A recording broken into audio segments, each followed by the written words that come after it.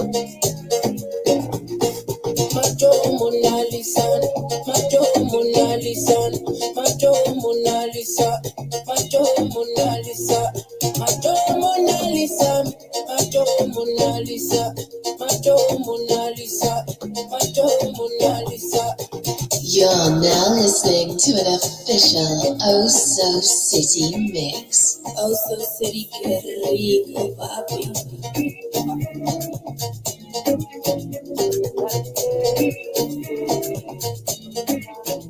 Problem in all the finish. Make you try to enjoy. Wahala in all the finish. Oh, make you try to enjoy. Take a takata uru no the finish. Make you try to enjoy. Problem in all the finish. Make you try to enjoy. You dance like Luala. Yeah, Luala. You dance like Luala. Yeah, Luala. You dance like Luala. Yeah, Luala. You dance like Luala. Yeah, Luala.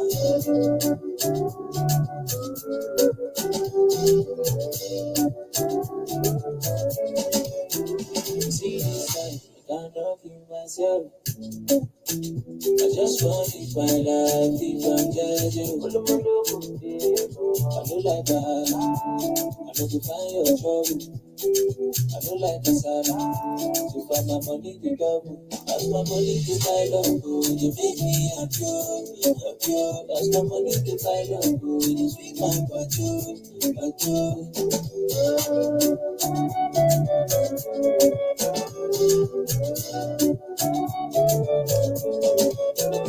Problem in all the finish. Make you try to enjoy. Wahala in all the finish. Oh, make you try to enjoy. Take a takata uru no the finish. Make you try to enjoy. Problem in all the finish. So make you try to enjoy. Make you dance like Luala. Yeah, Luala. You dance like Luala.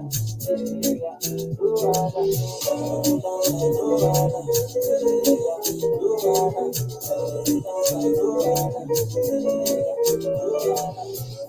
All because of you, I be on the phone all night long. Don't be smart here when you do it to me. Oh no, no, no. I be on my business, shawty, but you be on my mind, shawty. And I let me follow my honey, kiss me to the cellular, kiss me to the phone. Can't you see I'm into ya? Can't you see I'm in love? Kiss me to the cellular, kiss me to the phone. Yeah, that's with my medulla. I can't go low. Oh no, no. Emiliano, Emiliano, Emiliano, no. Emiliano, Emiliano, Emiliano, no. Yo, Emiliano, Emiliano, Emiliano, no.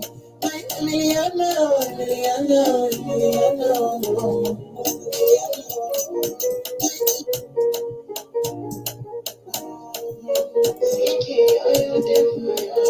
Girl, I wanna know what it feel like, what it feel like. Like I know I see be for real life, for real life. In a my control, nothing up your body fast and slow mo. If I hit you, it's like combo. Can you never let me go? Dancing, kiss me to the cellular, kiss me to the phone. Can't you see I'm into ya? Can't you see I'm in love? Kiss me to the cellular, kiss me to the phone. Yeah, that's with my medulla. I can't no go low. Oh no, no. Emiliano, Emiliano, Emiliano, no. Emiliano, Emiliano, Emiliano, no. Yo, Emiliano, Emiliano, Emiliano, no. Hey, Emiliano, Emiliano, Emiliano, no. All right. All right. All right. Thank you. Thank you. And welcome. Good. We have everyone here that needs to be here. So thank you again. Welcome for being here at Aim Heart. Aim Art. As always, I am your host, Dr. Ijeoma Nodim or Para, pronounced she, her, and all in Igbo. And I am calling in from the original unceded lands of the Anishina Abe, Ojibwe, Odawa, Potawatomi, the Three Fires people in the territory of Waawyatanong, otherwise known as Detroit, the 313. And as always, I recognize and honor my Igbo, African and African diaspora ancestors, communities, and descendants in this moment. I am a physician, scholar, scientist, artist, activist, coach, consultant, speaker, mama, wifey, friend, all of that, neighbor. And my personal, professional, and business mission in life is to dismantle the delusional systems of white supremacism by eliminating anti-Black racism from medicine, healthcare, and public health, while centering and celebrating Black brilliance, abundance, and joy. As always, every week, thank you for being here and welcome to AIM Arts, the Anti-Racism in Medicine Action Roundtable. For the newcomers, we are a transdisciplinary community of unapologetically Black, pro-Black, liberatory, pan-African, Afrocentric, Afro-optimists. That means we celebrate and center Black magic, brilliance, excellence, truth, joy, strength, asset, abundance, possibilities, creativity, and future dreaming. We are always committed to developing on this roundtable the innovative knowledge, skills, and attitudes to inform transformative actions towards eliminating anti-Black racism in medicine, healthcare, and public health. So every week we are here on the Twitter Spaces, Saturdays, 1 p.m. Eastern Time. And we always shout out our partners, Brother Sinclair Skinner of ILoveBlackPeople.com and the Q Search, the Canada-US Coalition to End Race Correction in Healthcare, of which I'm a proud co-chair along with my sister Lana James of Ready for Black Lives.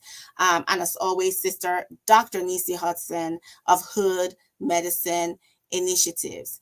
A few housekeeping, as always, pay attention to the Jumbotron. We're a big Jumbotron community here at AIM Art where we share resources, information, citations. We certainly ground all our work in the scholarship to ensure that we are doing right by all involved, our ancestors, our communities, everybody.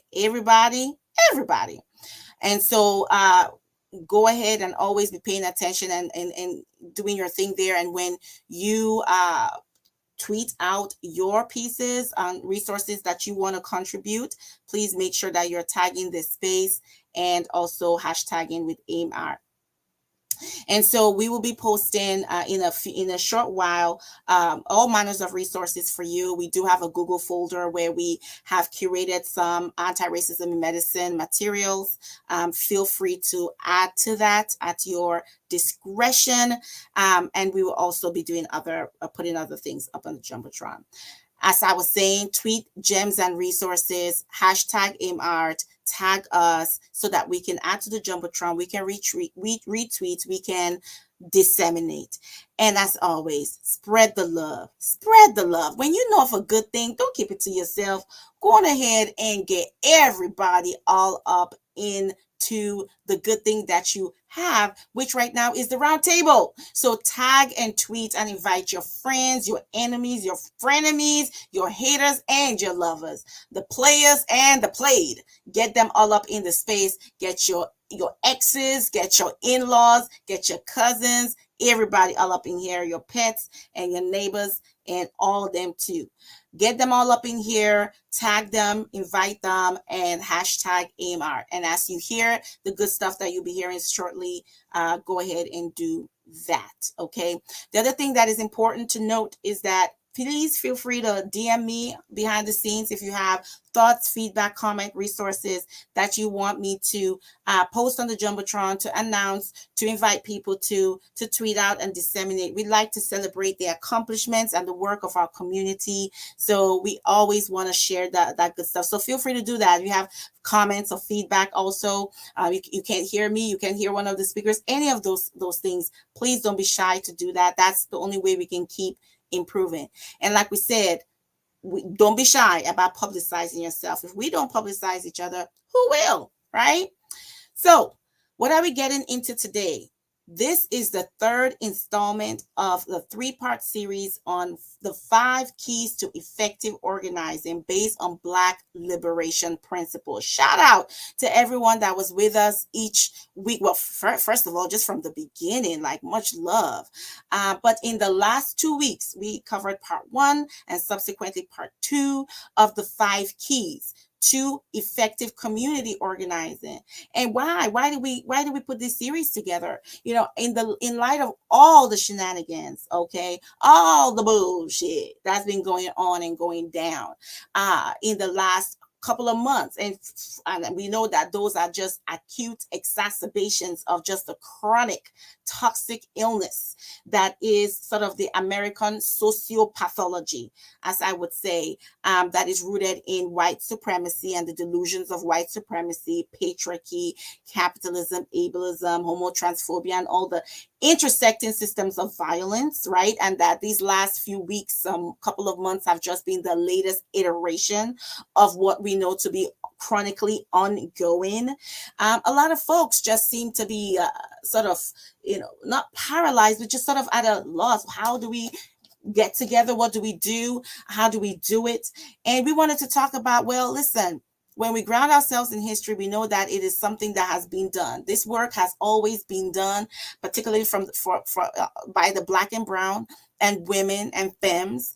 And they have the wisdom of what it takes for us to do what we need to do to achieve that degree of GSD. We talked about that degree of GSD last time, how you get shit done, right? How you get shit done. And we talked about how, that degree is more valuable in my mind than any PhD. Now, if you're a PhD GSD, honey, whoo, can't nobody talk to you.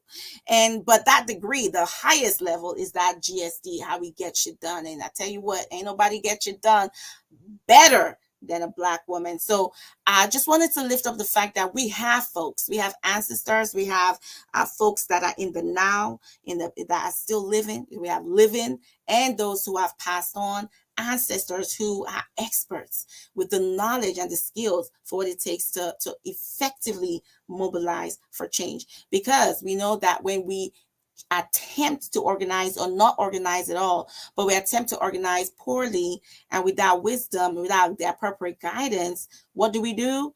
We inflict harm. We exacerbate harm. We perpetuate harm.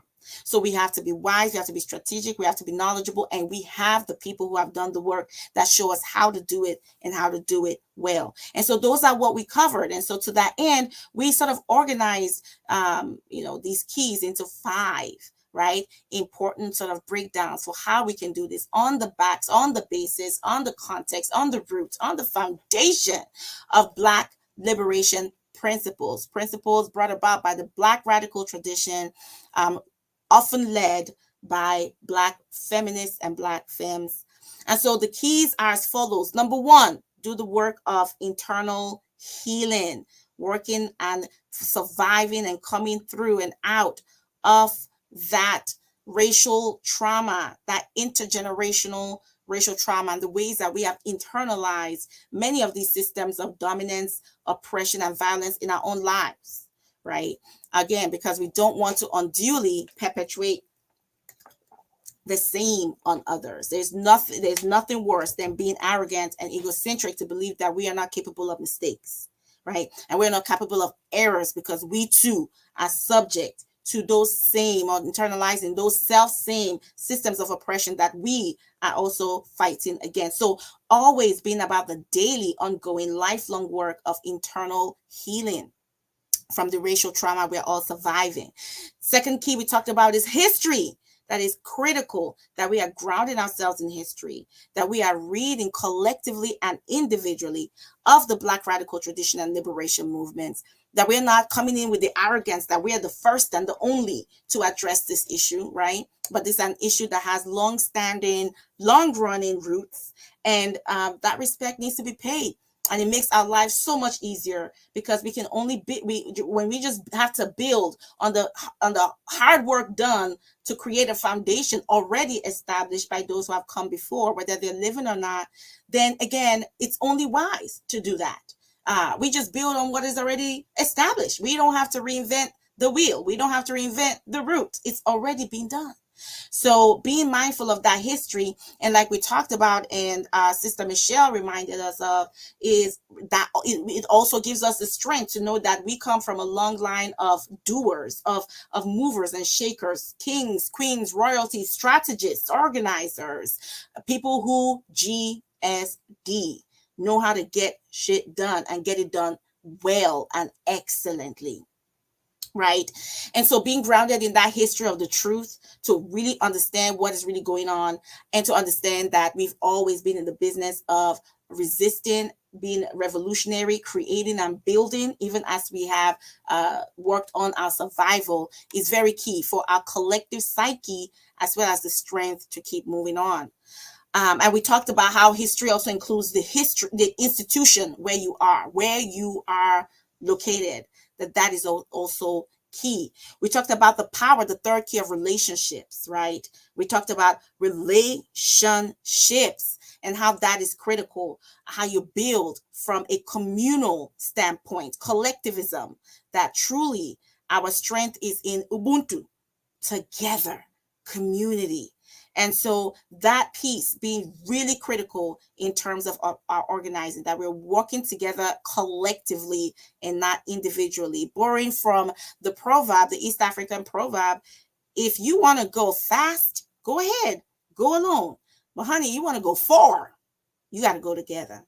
So figuring out what that means and what that looks like is part of the journey of effective organizing and an effective organism. Fourthly, we talk about that fourth key of intersectionality. Intersectionality, right? The ability to ensure that we are not just being inclusive, but understanding that even in one, inclusivity being part of it, absolutely, but also understanding that any one sort of identity or any one issue, right, has multiple levels and needs to that impact each other, and we need to be sure that we are including that lens in terms of our power analysis, and that we're including that lens in terms of the way that we implement. And so last week we talked about multiple examples of what that looks like. So this week we are talking about the last key, and then we're talking about a theme that should have run throughout each of these conversations. And that is the theme of abundance. That is the theme of joy. That is the theme of relationship building, of course, imagination and creativity, right?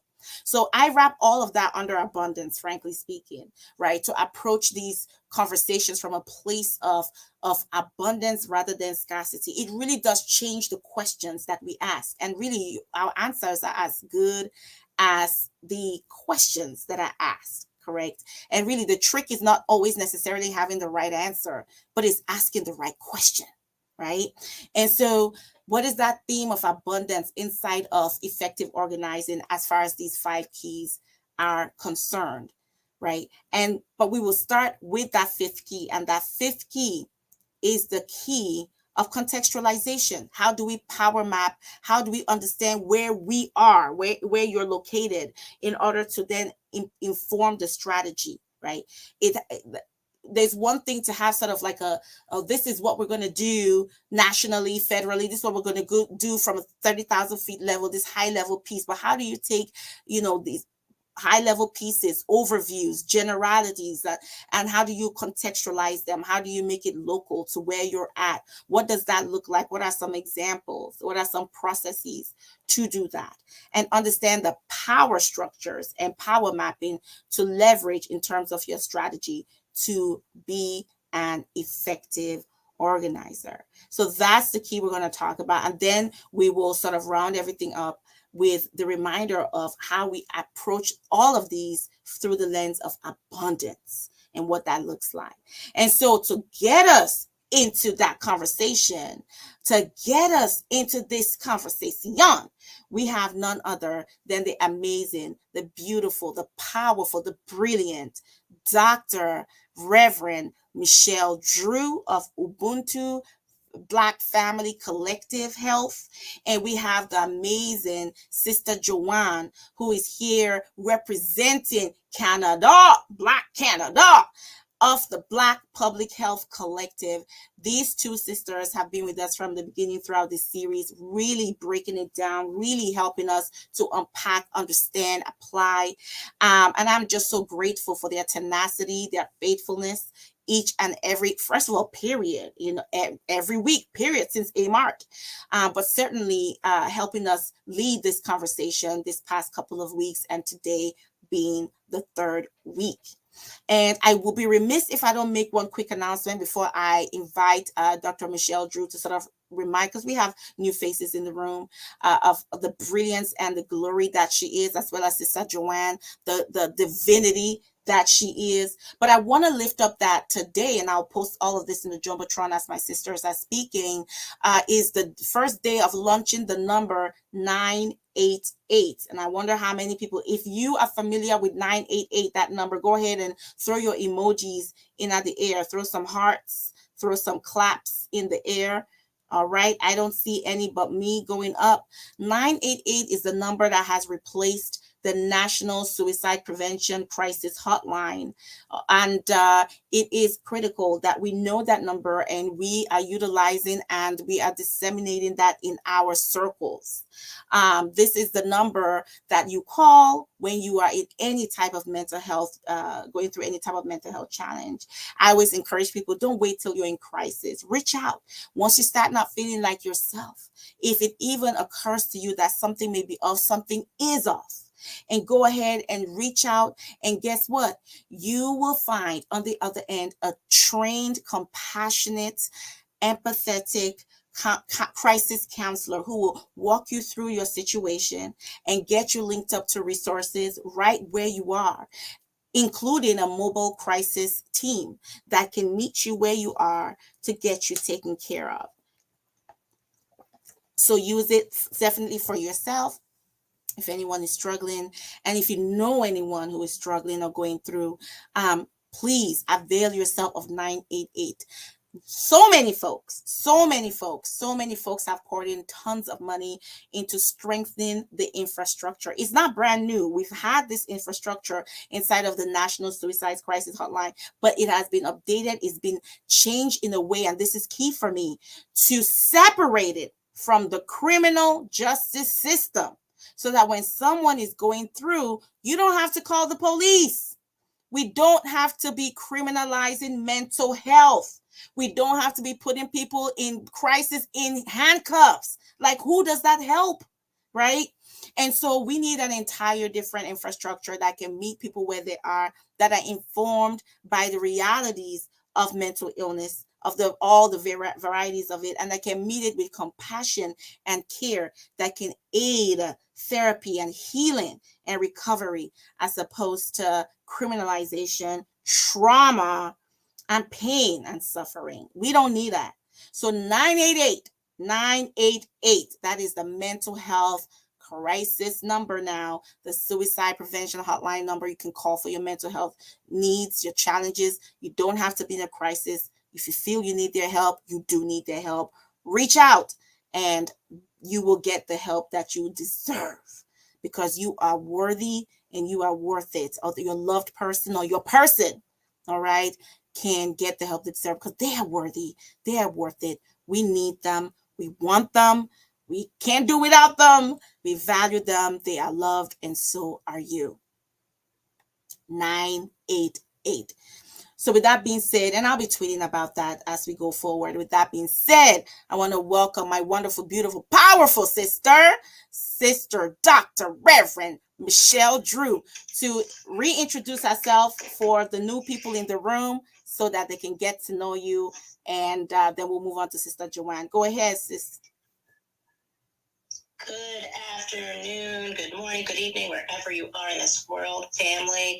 I am Michelle Drew. I am the daughter of Mabel, the granddaughter of Helen, and Viola, the great-granddaughter of Stella, Mabel, Nanny, and Sarah. I am a certified nurse midwife. I'm a seventh-generation midwife, family nurse practitioner, and the executive director of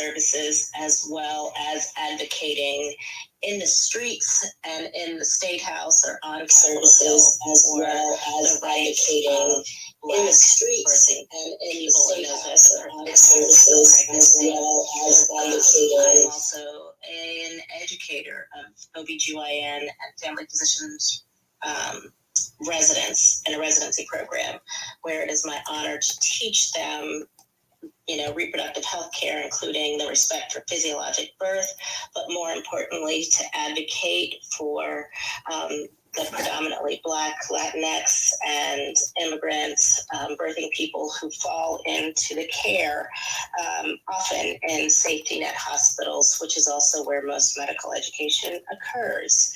I am currently sitting in my office in the Collective, which is in Wilmington, Delaware, and then during my downtime, which is getting less and less rare as we go into the current political crisis and COVID crisis in the United States. But it's my honor to live back on the motherland in Zambia, Central Africa, where I do mostly the same thing, standing in solidarity with midwives and clinical officers and physicians who provide care in a country that still has one of the highest poverty rates and highest maternal and infant mortality. And stand proud to sit in space and stand next to, even marching to the Supreme Court with my sister, Dr. Ijeoma Opara. So we are glad to be here as we address how do we not just try to tweak a system that was built on our backs to disadvantage us, to take advantage of us, steal our intelligence, our wealth, our bodies, to benefit others, but we're here to tear the whole damn thing down and replace it with a system that is ethical and just and centers the communities that they currently take advantage of to make sure that they truly serve us. So I'm glad to be here with you today. Amen and hallelujah, girl. Yes. Sister Joanne, please. Guys, good afternoon, good morning, and good evening. Thank you once again for having me, and thank you, Joma, for creating this space. It's so important and powerful, and wonderful to hear your voice again, Melissa. Michelle, sorry.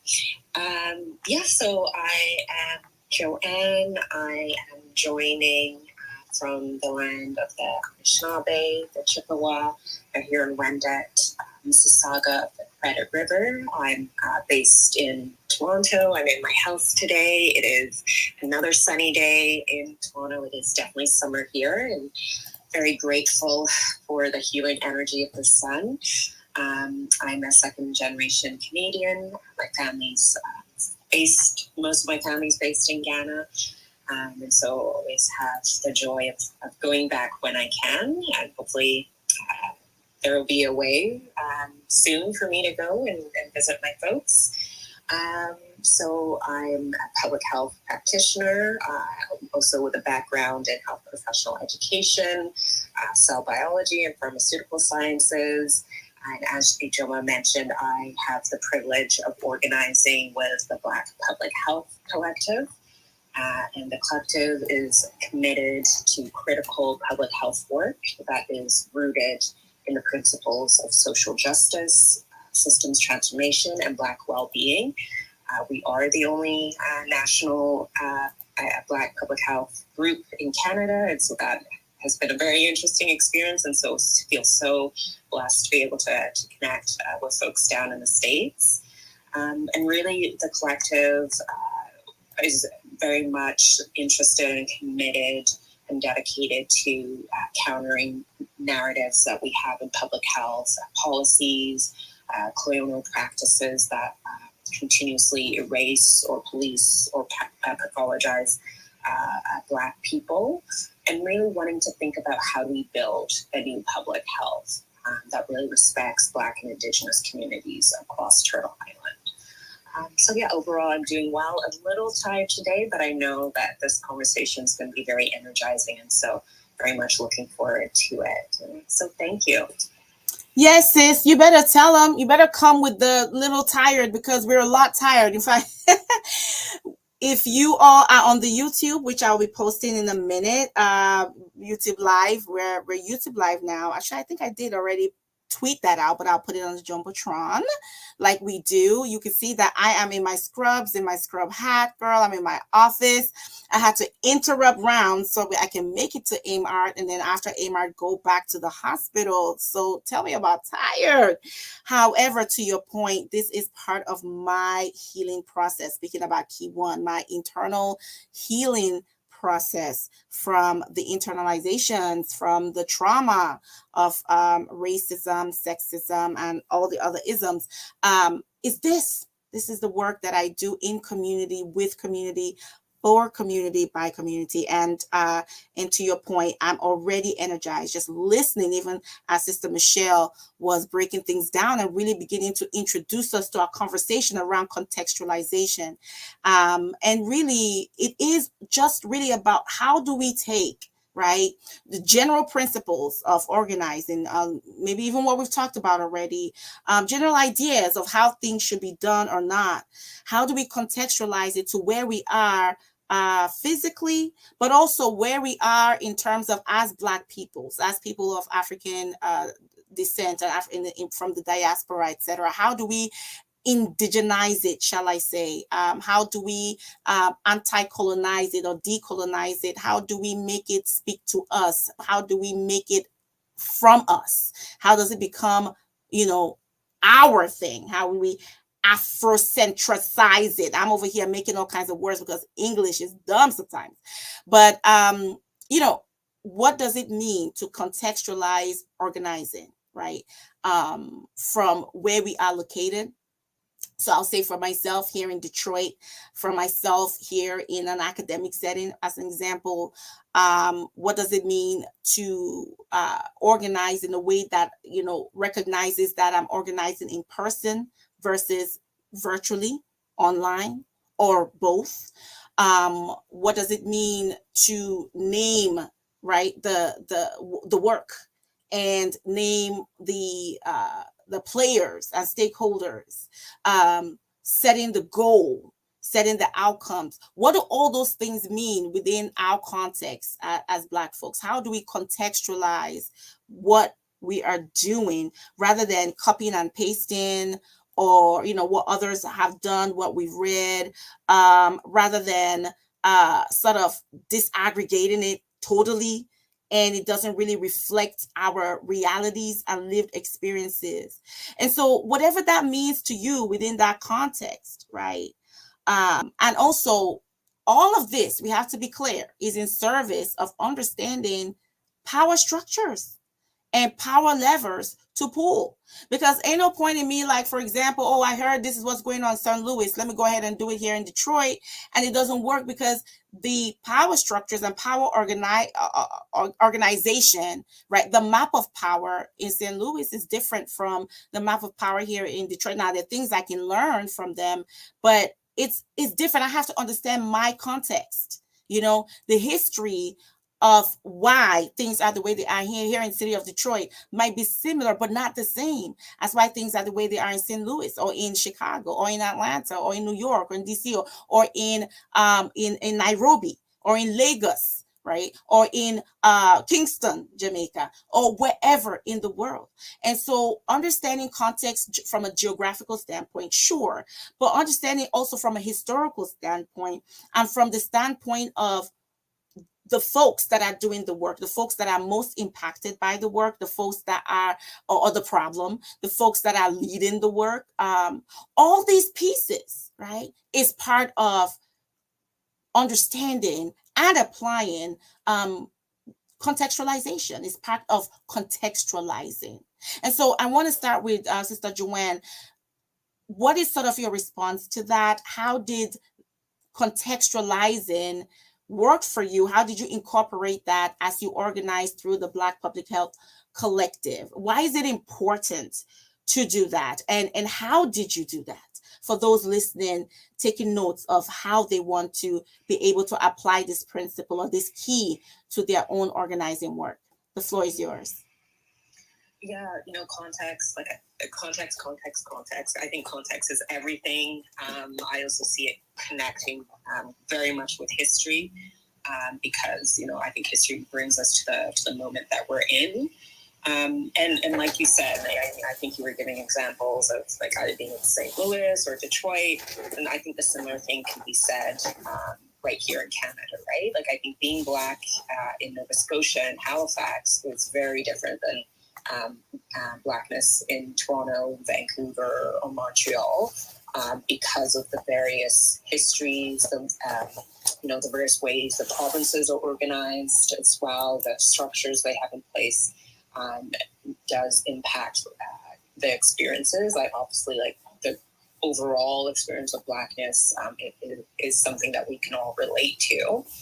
And so, in terms of like how to kind of respond to that, and I think they're two pieces, because you said made that comment about organizing in person, organizing online. I'll probably come back to that, but. It's so important to think about in your various contexts, like where you find yourself, like how does change occur? Like what are the opportunities to intervene? And I think that was, I think starting off in an academic setting that looks one way, but then actually moving outside of that as a group, as the Black Public Health Collective, like we had a lot of learning. To go through, right? Like it's not like you're interacting with a few administrators, but rather now you're looking at the whole country, right? So, for example, in Toronto, it's very important to actually know who else is organizing in the space, like what are they organizing about, and focused on, but also knowing like the local city councilors, and what are their issues that they're very much committed to, and are those people that you could potentially work with. I think also knowing people at various hospitals, if there are particular actions that need to happen as a result in terms of what's happening in those settings, the public health units, public health regions. And so we've been really intentional around like connecting with, I would say, people who have the same ethic or same politics, who work in those spaces. So they have a sense of what's happening. And because also that gives you an indication of the power, right? Like where's the power? Who can you potentially support or work with to do an action in those spaces? I would say, I think around the in-person and online is an interesting piece.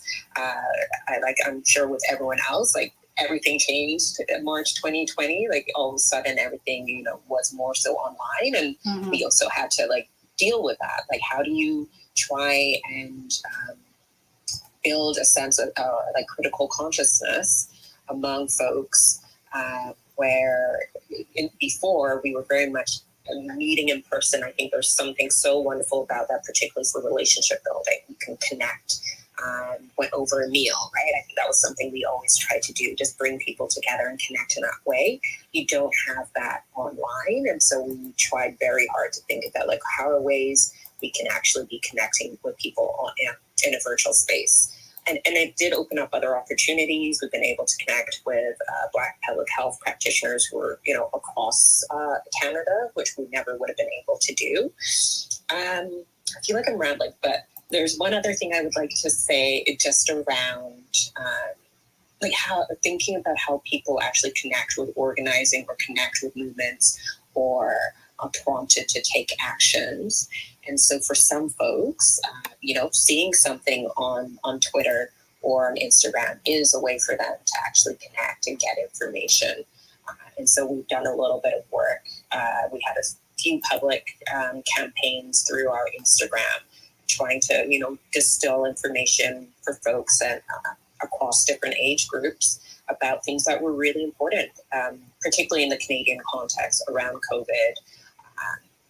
Whether it was related to the vaccinations, but then also like the changes in our healthcare system in Ontario, what changes in legislation and what impact that would have. So those are kind of a few of the things that we've tried. Mhm. And yeah, I think I'll probably leave it there, and then we'll maybe have other thoughts to share later. Oh, absolutely. And thank you. No, you were not rambling. There's so many points that I could relate to, and I appreciated you bringing up. Um, and it, it reminded me of a very powerful lesson that I've learned. But I like that you said this intersects with history, right? Because absolutely it does. And like we said, these keys, although we're breaking them down into individual keys for the purpose of this conversation, ultimately they're fluid, right? They overlap with each other, they speak to each other, they inform and influence each other, and they're often happening all at the same time, simultaneously, and maybe taking it one being more ahead than the others at any given point in time. So just really naming the fact that all of them borrow a piece of each other, all these different keys, from the internal healing to the intersectionality to being historical to the collective action and collectivism to contextualization. All of them speak to each other. So just really acknowledging that is very important to remind ourselves about. And again, remind the breakdown around positionality. Where am I, and then where am I in relationship to where I am at, right? In relationship to the issue and those that I informed, or stakeholders. Who are those stakeholders? What is my relationship with them? Who has the power? Doing the power map. Who do I need to support? Because sometimes it's not that we come up with solutions or we come up with things that we need to do. Is that we just need to amplify folks that are already doing the work. And so it's just a question of, how do we help scale up that work? And so it might just be that, right?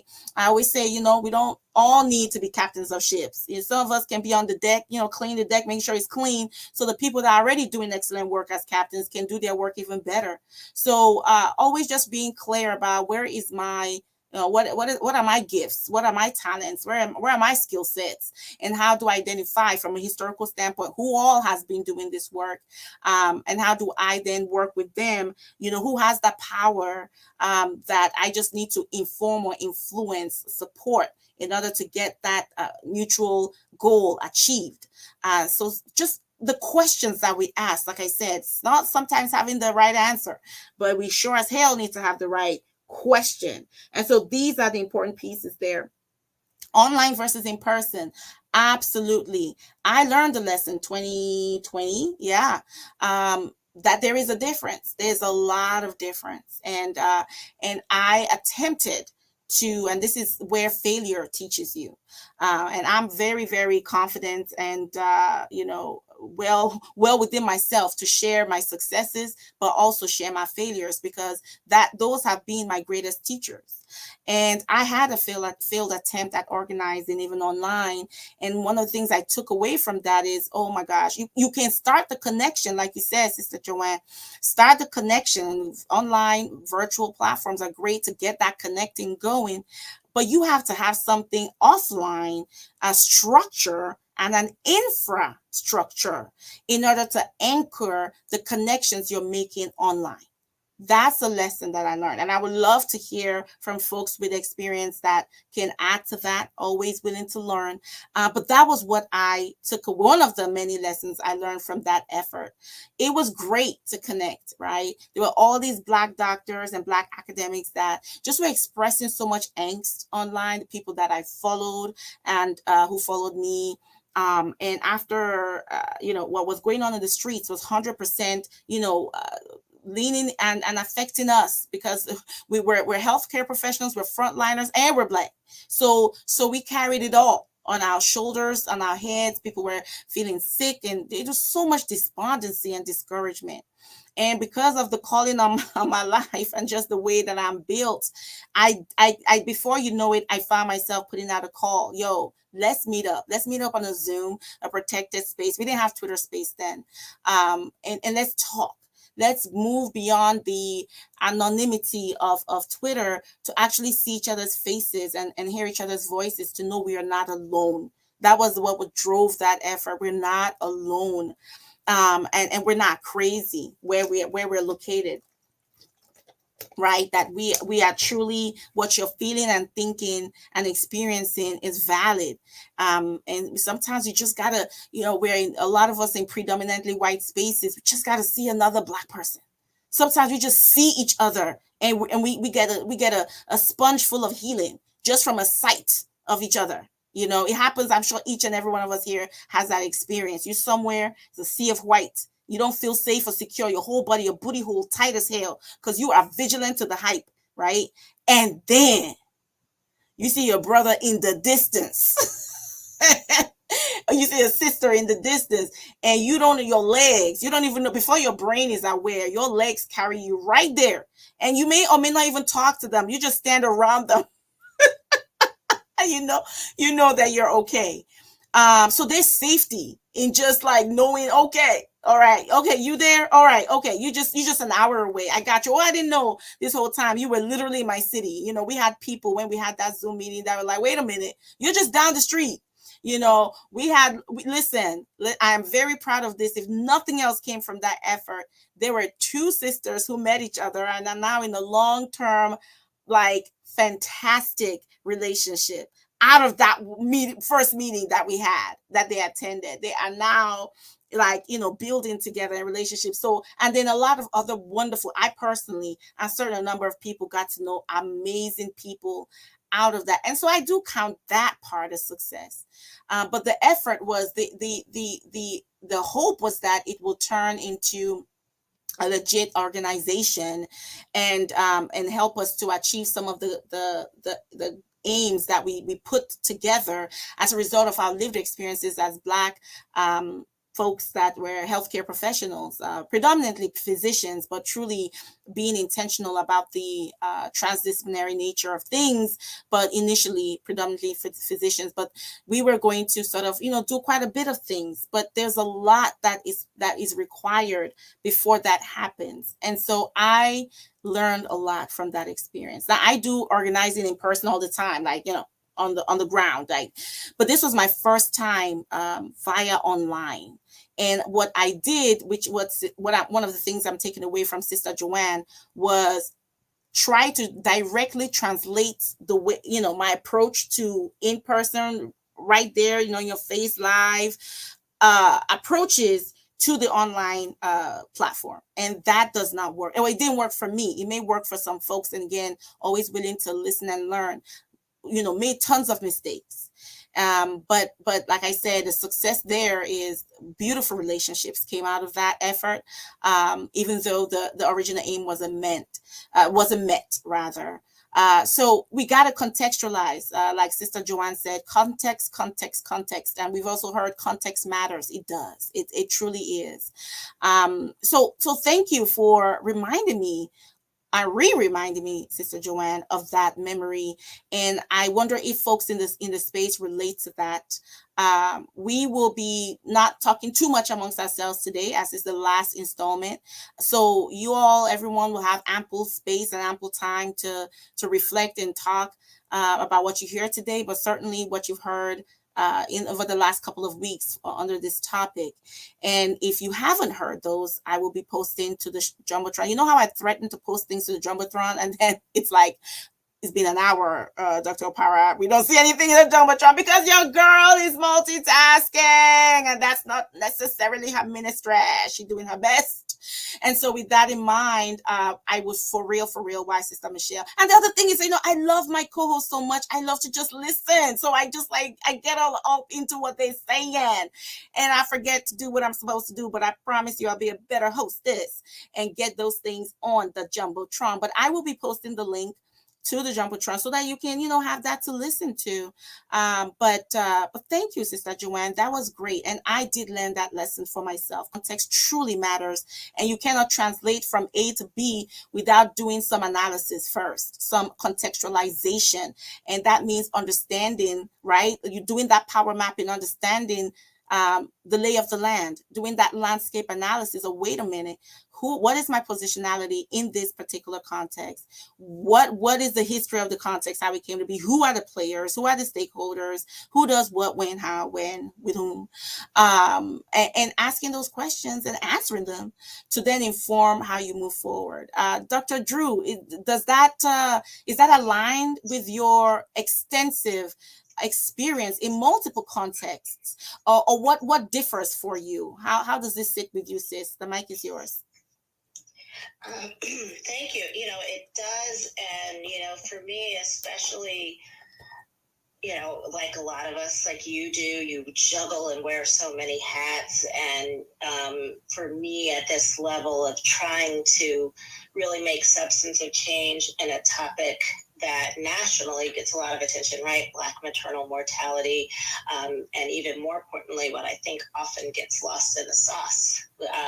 We don't talk enough about how perinatal health disparities affect infant mortality. Mm-hmm. But when it came to trying to organize and trying to get, some consensus building, I think, at first I struggled because it seemed like, number one, how hard can this be? Can't we all agree that this is, important? And in being in a much smaller physical location, in a much smaller locality with fewer Black healthcare providers, just as a general population, and how really my early efforts to organize were a complete failure because, I failed to realize how much was at risk, I'll put it that way, to a lot of folks, right? So it's not that all SCAM folk ain't Kim folk. It's like, they're like, listen, I got bills to pay. And so I did not initially find a great, number of Black healthcare providers, especially in the OBGYN community where I was working, and in the, public health sector, who were willing to come and really jump in and start rattling cages, because I realized they all worked for the two most powerful entities in our state that get the most federal dollars and that were essentially paying their bills. And who in their right mind, in their sense, is gonna mess with their kids' college tuition or whatever. And so, first it was just taking a step back, and one of the, realizing that if I was going to do it, it was going to have to be grassroots. Because the context wasn't about public health. It wasn't about data. It wasn't about anything. It was about my neighbors who were dying. And it was about my neighbors who were dying on my watch. So once we put it into the context of looking at what were the causes of maternal mortality and where they were, it helped me to, define and develop a coalition of people who were willing to work at the grassroots, who weren't afraid to speak truth to power, but more importantly, were from the demographics that we needed to talk about. And sometimes, they might have been fringe from a societal level, but they were the people who had the ability to, maybe give me legitimacy within the community, if that makes sense, and to validate. But also they were the people who were concerned about it. The primary causes of maternal mortality in Wilmington, Delaware, is what we've known for many years. But now, recently a report came out. It's, gun violence. It's intimate partner violence. It's homicide.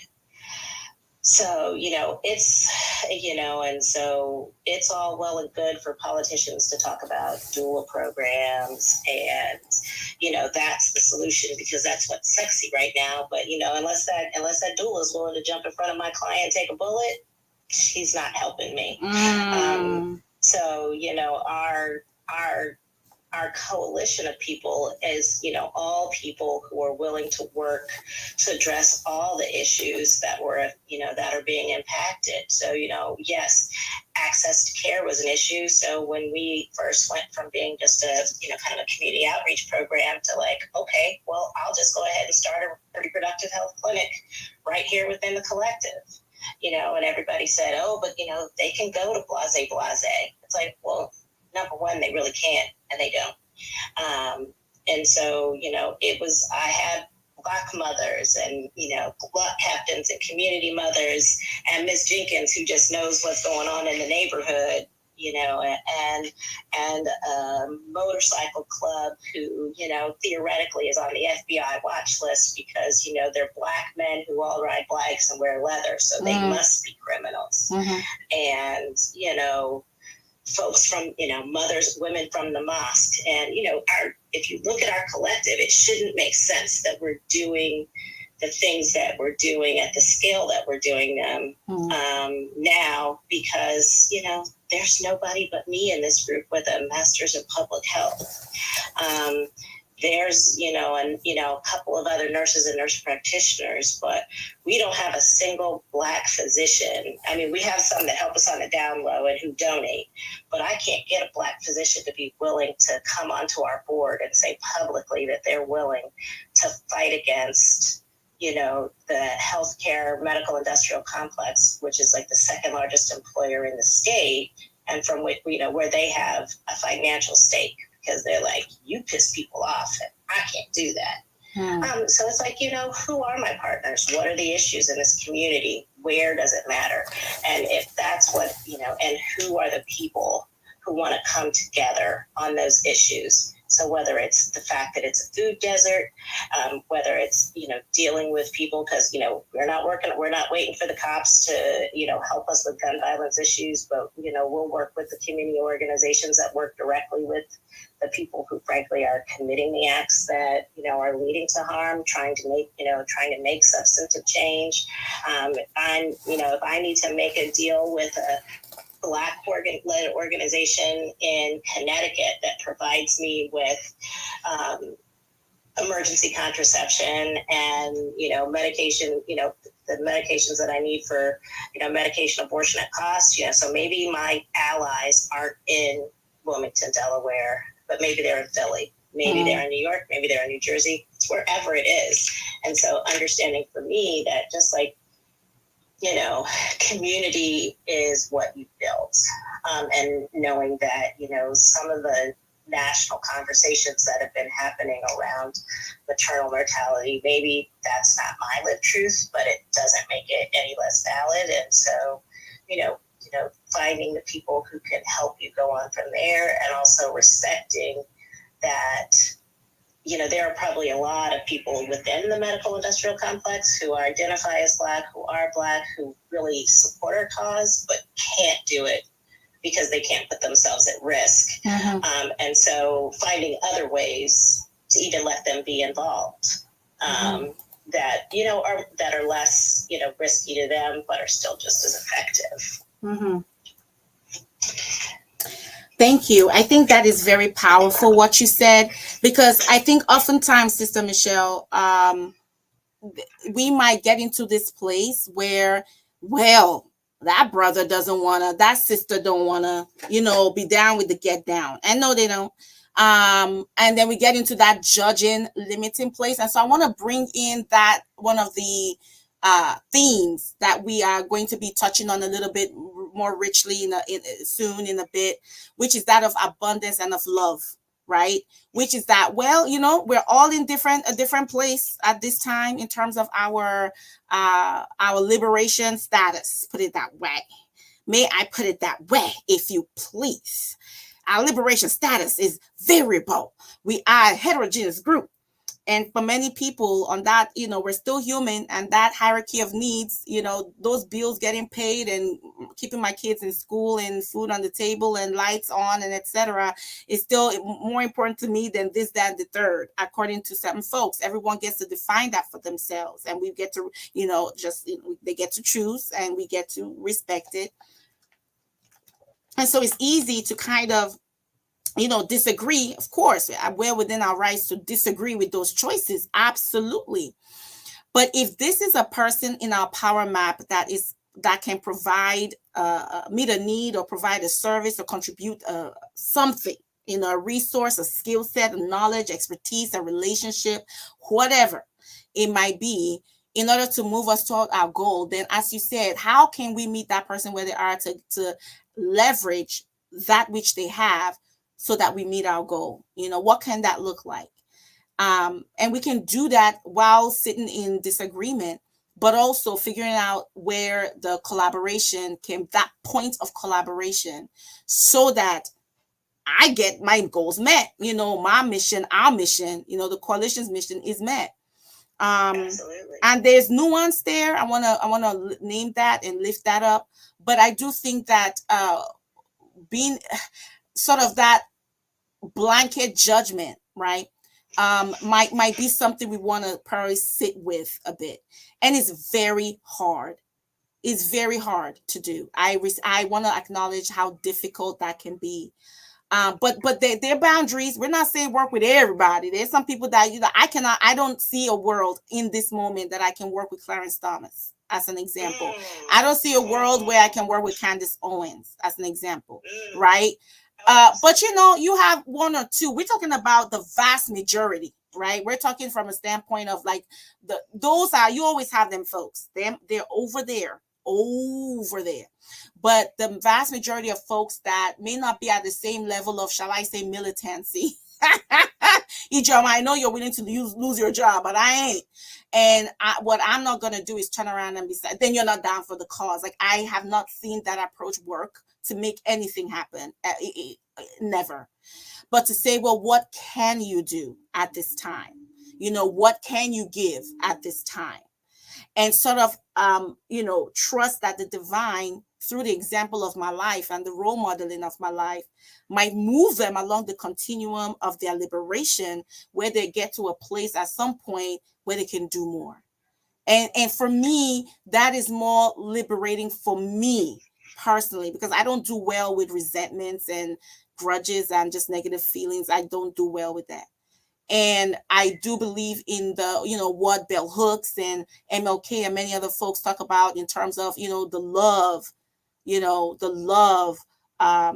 ideology or love pedagogy, the love, revolution. I'm calling it that. They call it different things. But the idea, and that love starts with self, right? That we love ourselves and then love each other and go from there. But I don't want to be in that position where I'm needing to judge anyone. I've done that. I admit that. But thank God I'm growing out of that, because it didn't serve me or the person or the mission. It did not. And so I want to lift that up. I think that is a powerful, and it does take a degree of emotional maturity, and overall maturity, period, to be able to be in that place. And part of it also is a faith that which is greater than us really is in control or in charge, right? Like, this work doesn't rest on this one individual and what they decide or not decide. They can choose to be part of this large work and movement that is going on and contribute their gifting to it. But if they don't, it doesn't stop this from, we're going to do what we need to do anyway. We're going to get to the promised land anyway, with or without, brother this or sister that, or sibling this. However, it would be great to get there with them, right? But we don't need, them to get there, but it would be lovely if we can. So that's my approach with that. And I appreciate you just really lifting that up for me. I really take that to heart. I take to heart also you talking about us defining the problem and being willing to think outside the box as to who are our partners to get shit done. Right. And it might not be your fellow physicians, your fellow nurses, your fellow students, your fellow midwives, your fellow this, that, and the third. It might be the people you don't even think about. It might be the motorbike gang. And Sister Michelle, you just added a whole new group to my. I have this Rolodex of folks that I'm like, hey, have you thought about the librarians? I think about folks that are people, are slow to remember, are part of the ecosystem of getting shit done. And librarians on top of that list, and they are some skilled mama jammas. They know a lot of shit. And you know, and we forget them, and we should not. Our historians, you know, and the list goes on. Our housekeepers, every member of our society. But honey, I have to admit, I have not thought about no motorbike gang, and I'm like, why? Like seriously, like they are critical in this. Absolutely, they can go places some of us can go. They know things some of us don't know. They can take messages to places that some of us can't, and it's like, thank you. That's such a gift. Thank you for offering, you know, that. But we need to be able to liberate ourselves from any boxes we've placed ourselves, whereby we can only work with this group of people within our community, right? That we have to, you know, understand that your local bike group, I know I said gang, but I mean like organization, I apologize, organization is a resource, and can be a resource, you know, again, through the lens of assets based approaches and abundance based mindset, where every member of our community can offer and contribute something. We're not looking at it, the folks with disabilities in our community, they have something to offer. Our elders have something to offer. Our young people have something to offer. Our bike organizations have something to offer, and the list goes on. Every member. And if we see it from that lens, then it's amazing how far we can go. Like you said, your group don't make no sense that you're able to get the things done that you've been able to get done on the scale you've gotten them done. But when we look at the diversity of your group, all Black, but of different parts of Blackness, it makes all the sense in the world. Because even genetically, even biologically, diversity is strength. So I mean, you just dropped too many bombs. I mean, I could go on and on, but I want to pass the mic to Sister Joanne. Is there anything that you heard from Sister Michelle that sort of, you know, activated you, that speaks to your experience, or something you want to kind of react or respond to inside of contextualizations in the way she described? Mm-hmm. And sorry, Michelle, did you want to respond? I saw your hand was up. Oh, okay. Actually, just really quick, just wanted to say that, from this, from what was theoretically a failure, right? I came out and said, I'm going to get this collective, and I'm going to get all these Black health professionals, especially, in the maternal child health space. And we're going to move things. And so it speaks much to what Adjiomo was talking about, that, from that standpoint, I was a complete and utter failure. But, when I went back to understanding that this was always about my community, it was about my neighbors, it was about, the people in the community, and how much we have invested in making sure that our young mothers, that our babies are not just surviving, but thriving. And, that old idiom that we talk about in globally about, you can tell a lot about a country by how well they care for women and children's rights. And I think that's also true of community, because you could say what you want to about, any number of groups that society says within the Black community are useless or maybe even evil. But we all agree that pregnant women and children are sacred. And so that was it. And now, we come back around to, we're getting funding and we're getting respect, and I'm being called by, but elected officials who wouldn't even return my emails a couple years ago, now calling me and asking me to show up and testify somewhere.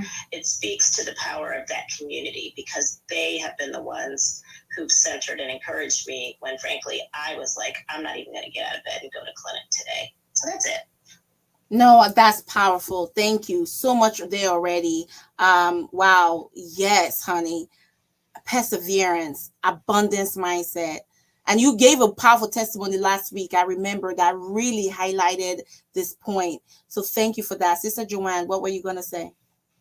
Yeah, no, thank you. And it just, like, for me, what's coming up is around, like, just those, so much importance around, like, just like the relationship piece. I feel like that's been a theme throughout all our conversations, and really, like, valuing those relationships. And I thinking about what you shared around, I guess, what you thought was a failure, Joma. Like, similarly, I think last year we wanted to do an online gathering, bring together a whole bunch of Black folk who are organizing in public health. in Canada, spent a lot of time thinking about it, a lot of planning. But really, it came down to like, why are we actually doing this? And also, are we the right people to do this? And I think there's a little bit of having that humility to take a step back and recognizing our own limitations. I think a little bit around this abundance piece, at least I think for us, our abundance is around those relationships that we have, the quality of those relationships, and really like being invested in building those relationships. We don't necessarily have a lot of financial resources, but I've just been amazed as to like what we've actually been able to do because of the relationships we've been developing over multiple years. And realizing that, I think you all said this, right? Like just around, I think, I'm probably not as far along around like that blanket judgment piece. I don't think I'm fully out of it. Still trying to figure out like, how do you organize across difference? And how do you recognize that everybody does have something to contribute? They can contribute in different ways. And that, we don't need to have expertise in everything, right? Like, right, exactly. Yeah, and being able to really examine our egos and like putting that aside and saying like, I think one important thing is like, it's not necessarily about me as an individual or like a specific person within the collective, but I think that's why collectives are so important, right? Like everyone has so much they can bring. They have different skills. And I, one way we try to approach this is thinking about it around like stewardship, right? Like our involvement is like, we're stewarding something, we're holding space, allowing other people to come in and to join and contribute the ways that they can. And there's like an abundance of experience that really just strengthens the work. And I think is like a clear manifestation of intersectionality. And, like there's a lot that needs to happen, right? So if everyone takes a little piece, like the load gets lighter and we get to that common end goal together. No, thank you. That was absolutely spot on. And you are definitely segueing us into the exploration around abundance mindset, around creativity and use of imagination. And it overlaps with contextualization, because the piece of contextualization that I also want to lift up, especially within a Black radical traditional context, if I may, is naming contextualization through the lens of, I would say, indigenization. In other words, how do we make things ours as Black peoples, right? How did we Africanize it is another way that I say it. How do we put the Black on it? How do we organize in a way that feels true to us? One of the challenges that I have experienced in organizing, there was an article that was recently, no, it wasn't an article, forgive me. It was, I follow wonderful people online, period, but on this platform of Instagram. And one of them, and I'll find it and try and post it at some point. This was from a white woman, anti-racist, the white folks that tell on themselves, love them so much. But this one was like, yo, can we just finally accept that white women don't know how to organize? Like, this is like, she just sounded so annoyed. She was like, can we just understand that we were never socialized to be able to organize? Like, all our shit, like, fragment, like goes into fragments and just goes into disarray. And the end, like, we just need to understand that and move on, because this is ridiculous. And I was dying. She was just like, she just sounded like, I'm over it. She was over it. And I'm like, well, white women, Black women been telling you, Black femmes been telling you since the beginning. But this understanding that at the end of the day, organizing across difference, or organizing, let me start with, and then I'll touch on the organizing across difference, has to be ours. There's a way that we know how to organize, right? Black women and African women, prior to the violent penetration of the European, and I use those words intentionally, always organized, right? organize the entire village, the entire town. We organize the excursions. Those of us that were warriors, we organize strategy. Those of us that were traders organize the economics of the community. Those of us that were in the household organize the household. Those of us that were in the palace organize government. And so we have that, and we do it in the ways that we do it, right? But many of us, going back to number one key, right, with the recognition of the ways that we have internalized systems of being and doing things that are very Eurocentric, that are very white, right, that's steeped in whiteness and in cultures and value systems of Eurocentricity and white and the delusions of white supremacy. So if you say organize, there's a certain picture that comes to mind, a certain way of doing it that comes to mind, and got to send the emails and have the tables and have the this and there's a way. All right, it's got to start on time. It's got to end after 30 minutes, and there's a way, right? And I'm not saying any of those things are wrong, but my curiosity is, how do we contextualize from a, shall I say, a spiritual standpoint? And when I say spiritual standpoint, it's from that deep soul standpoint that, well, this is the way we as Black folks organize. We've always organized, and we've always gotten shit done, in this way. It looked a different kind of way to white folks. And so they call that, savage and wrong. But this is the way you do it. You got to start at 2:00 and end at 2:27.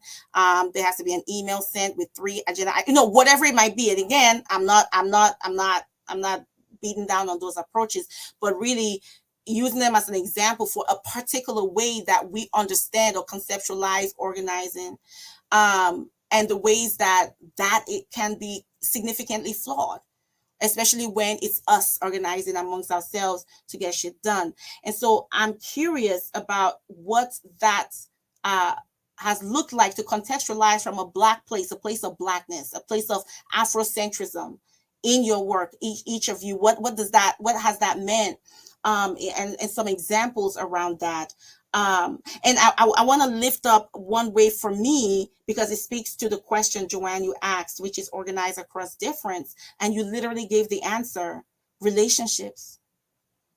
Because it's crazy how we are so different from our siblings, some of us even from our twins. Right? Our twin siblings, where we shared the same amniotic sac. We literally were in the same womb, came out, and one person is like green, the other person is like orange. Or one person like green, the other person says, what is the color? They just different. All right. I couldn't be more different from each other. And that's family from the same womb, right?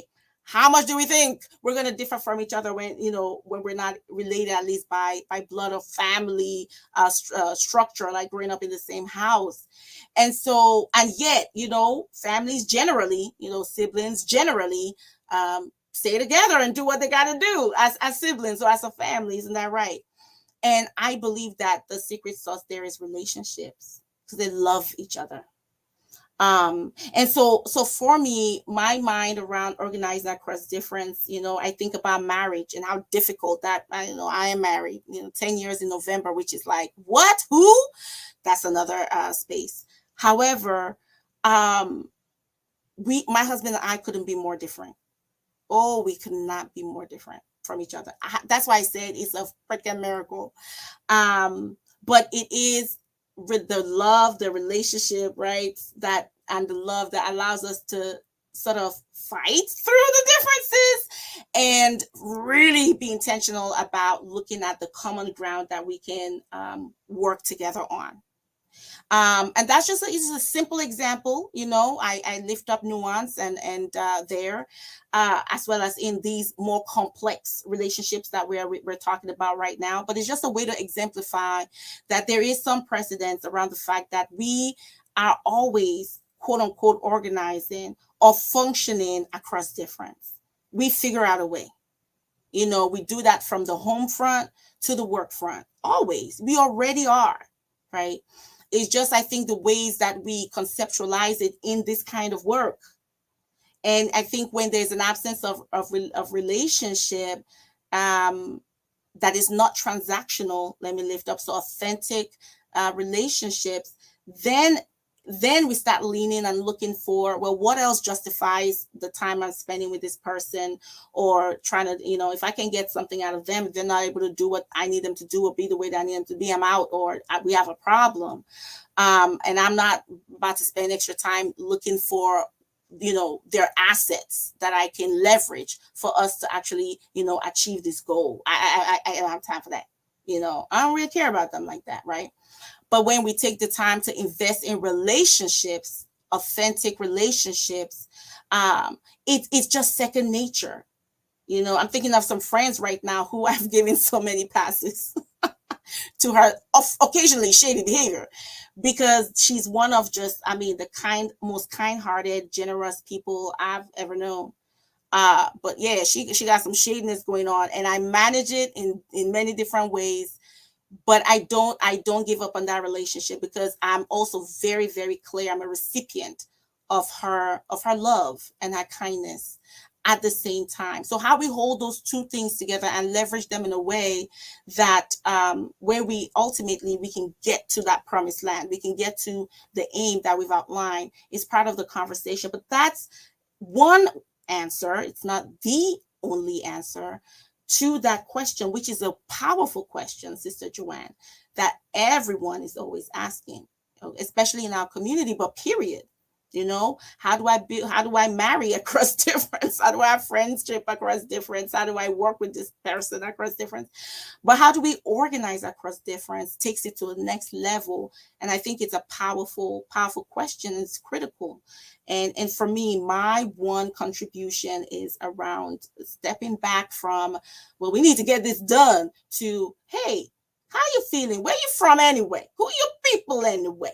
What was your favorite thing to do when you were a child? You still like doing that? And so on and so forth. That's my offering. Sister Michelle, what do you think? Yeah, it's really critical, I think, for a lot of us, that especially those of us who've been acculturated to working in predominantly white spaces, like you talk about, that when we're trying to build collectively, whether it's in the, still in those spaces, right? Still in professional spaces, or like in the context of, like someplace like Y Collective, which is truly community centered, is for us to acknowledge the ways that we've been acculturated, and try to kind of unlearn and maybe deprogram ourselves, and acknowledge that some of those things, like you said, are useful, but many of them are completely contradictory to who we are as a community of people. And so some of the ways that I think of that is just like, okay, on paper, yes, I'm the CEO, and in this particular term, I'm the president of the board of the directors, but yet every meeting that we have doesn't start until the eldest of our elders, who are invested in that meeting, if they said they're coming, gets here. Right? So, we aren't going to have a Zoom that's timed to start at 7 and end at 8, because, if Elder Lucy don't arrive until 7:30, then we spent 29 minutes chit-chatting, and the meeting didn't start until she got there. And understanding that many of the things about who should be in charge, right, don't work. And they shouldn't, in a place that's truly rooted in Ubuntu, and the idea that each and every one of us have as much value as the other. So, just like when I'm walking down the halls in the hospital, and I'm sure you do, it happened the other day, and I was like, it ain't even August yet.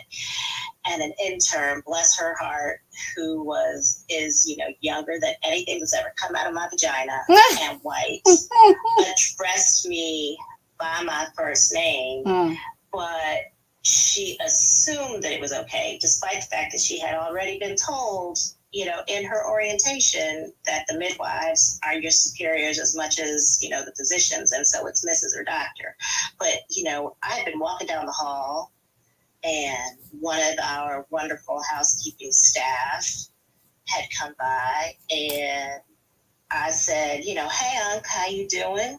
We had a conversation. He stopped me because he wanted to tell me something, and I stopped what I was doing. I wasn't on my way to an emergency, so it didn't matter. And, this 75-year-old Black man who mops floors and makes beds stopped me in my tracks. And so I stood and listened, and he addressed me as, baby girl and by my first name, as he should as my elder. And then I kept going. So in her mind, if a housekeeper could talk, could address me familiarly, then why couldn't she? And I'm like, nah, baby, you don't understand. That's Uncle Stanley. Uncle Stanley can stop me anytime he wants to, unless there's a baby dying or a mother dying, and I'm going to stop and listen to him. And he is my superior.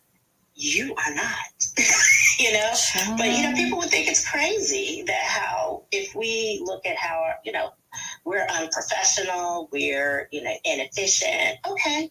But you know what? Like you said, we are part of the GSBs. We get shit done.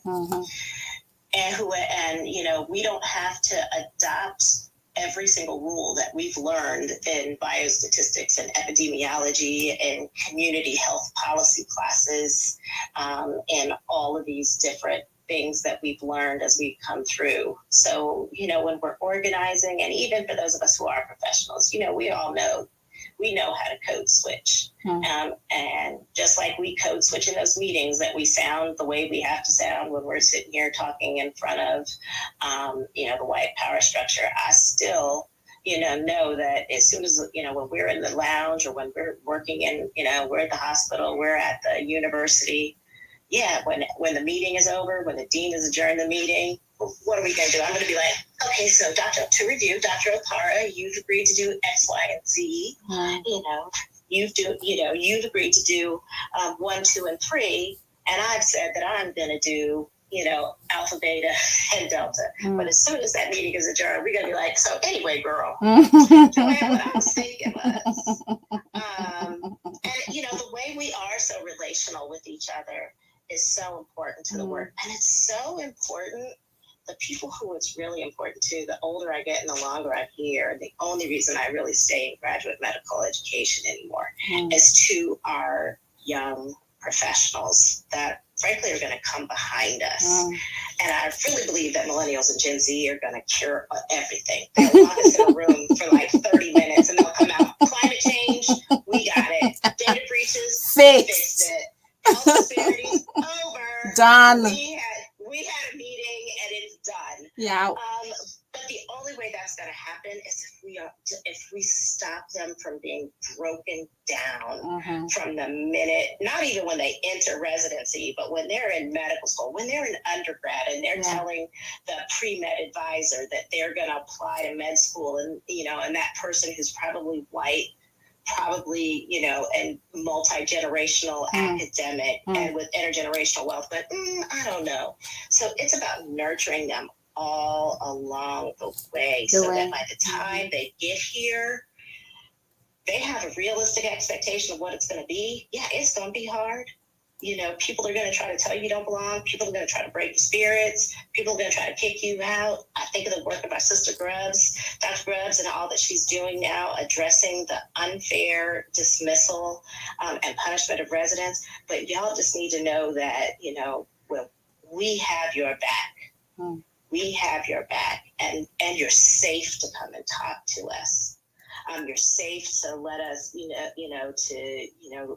know that we are behind you, because this is where it's mattered. I mean, we've had 110 years since the Flexner Report, where we have systematically eliminated the mechanisms for Black folks to become medical professionals in this, in this world, and where the quote, affirmative action, or now we'll call them EDI efforts to diversify medicine, are now like really 22 years later from when they started in 1990, and the only group in the last 32 years that has increased in demographics in medicine from these quote diversity efforts were white women.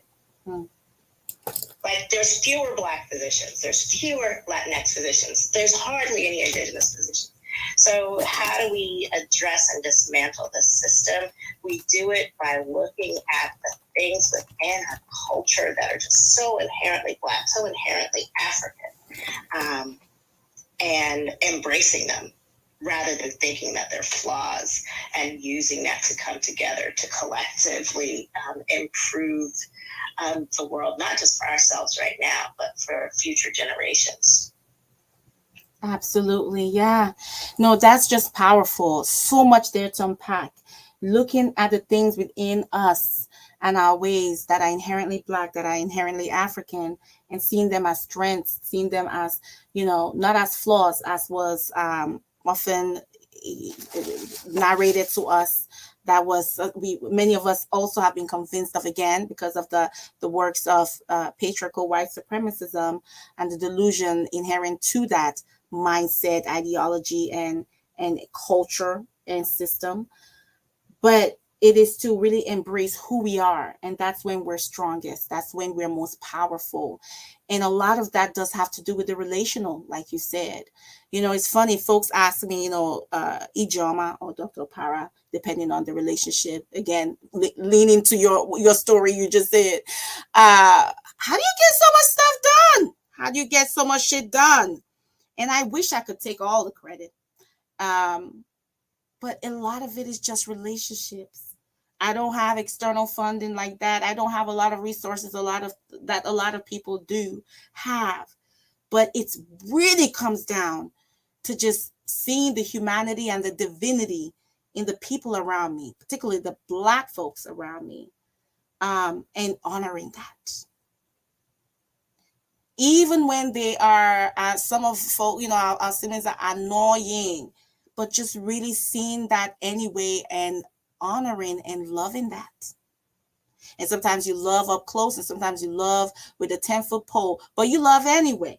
And the relational things, as the relational piece, is such a powerful plays such a powerful role in my story. When I think of the opportunities I've had, when I think of the things I've been able to do, the resources that have come my way, it was as a result of a relationship.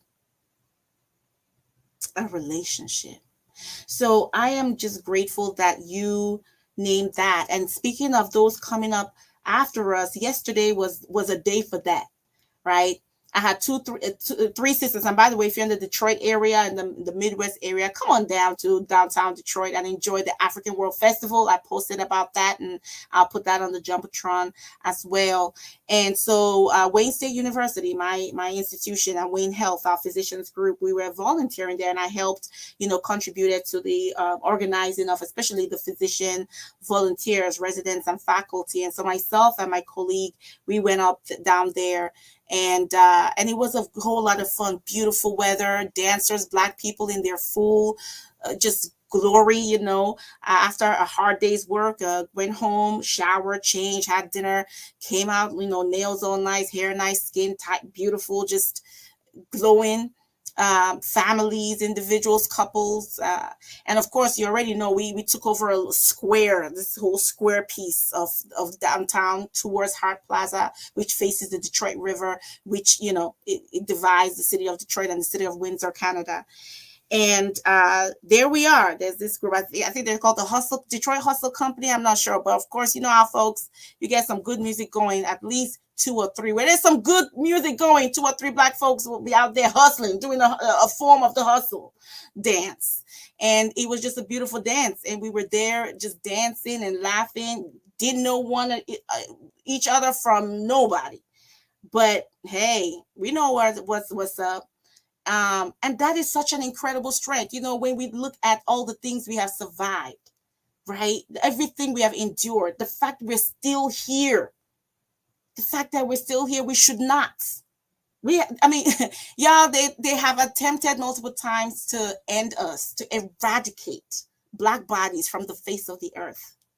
It hasn't worked. We're still here, and we will continue to be here.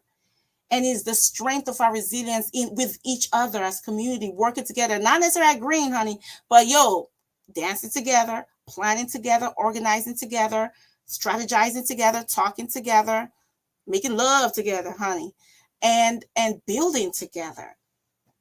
So the relational piece is wonderful. And so on the table that we had with Wayne State, there were 3 Black medical students, girls, young women there. And I got to be able to, in their first year, honey, and do you know how long ago first year medical school is for me? I can't even remember. I can remember some things, but it takes me a hot minute uh, to recall. But I sat there and shared my experiences with them and encouraged them. This is week 2. And a couple of them already were talking about, is this for me?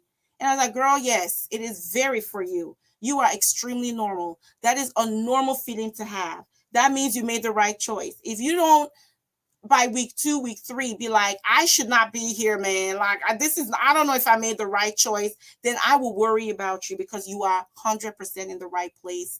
Medicine belongs to you. This is yours. And we all felt like that. But you just keep going to bed at night and waking up in the morning. Go to bed that night, wake up in the morning. You'll be a 4th year, and then you'll be a resident, and then you'll be in your own practice, and then you'll be taking over the world. You're good. So it is. I was able to, do that, and that's it. Just sitting next to them. And prior to that, another Black woman physician, one of our interns, same story, in the hallway, right? I was rounding, I had my team, and similar to you, Sister Michelle, my team could wait. And I faced her, because the last time I saw her, she wasn't looking too good. And so I had to check in. How you doing? What's going on? Oh, I'm better. And then talking about, I don't know if this is for me. Maybe I'm in the wrong place. Listen, copy and paste. And I had to smile and chuckle and spend some time just speaking into her life. And just speaking in abundance and strength into her life. I said, you know what? Let's touch base in a year. Let's just give this a year, right? And touch base in a year to see if you still feel this way, But for right now, you are extremely normal. That is how we all feel. So just normalizing the feeling, humanizing that you are not less than, and nothing wrong with you. You are right where you need to be, and you are doing your best. Therefore, you are doing enough. And in fact, because of who we are, more than enough.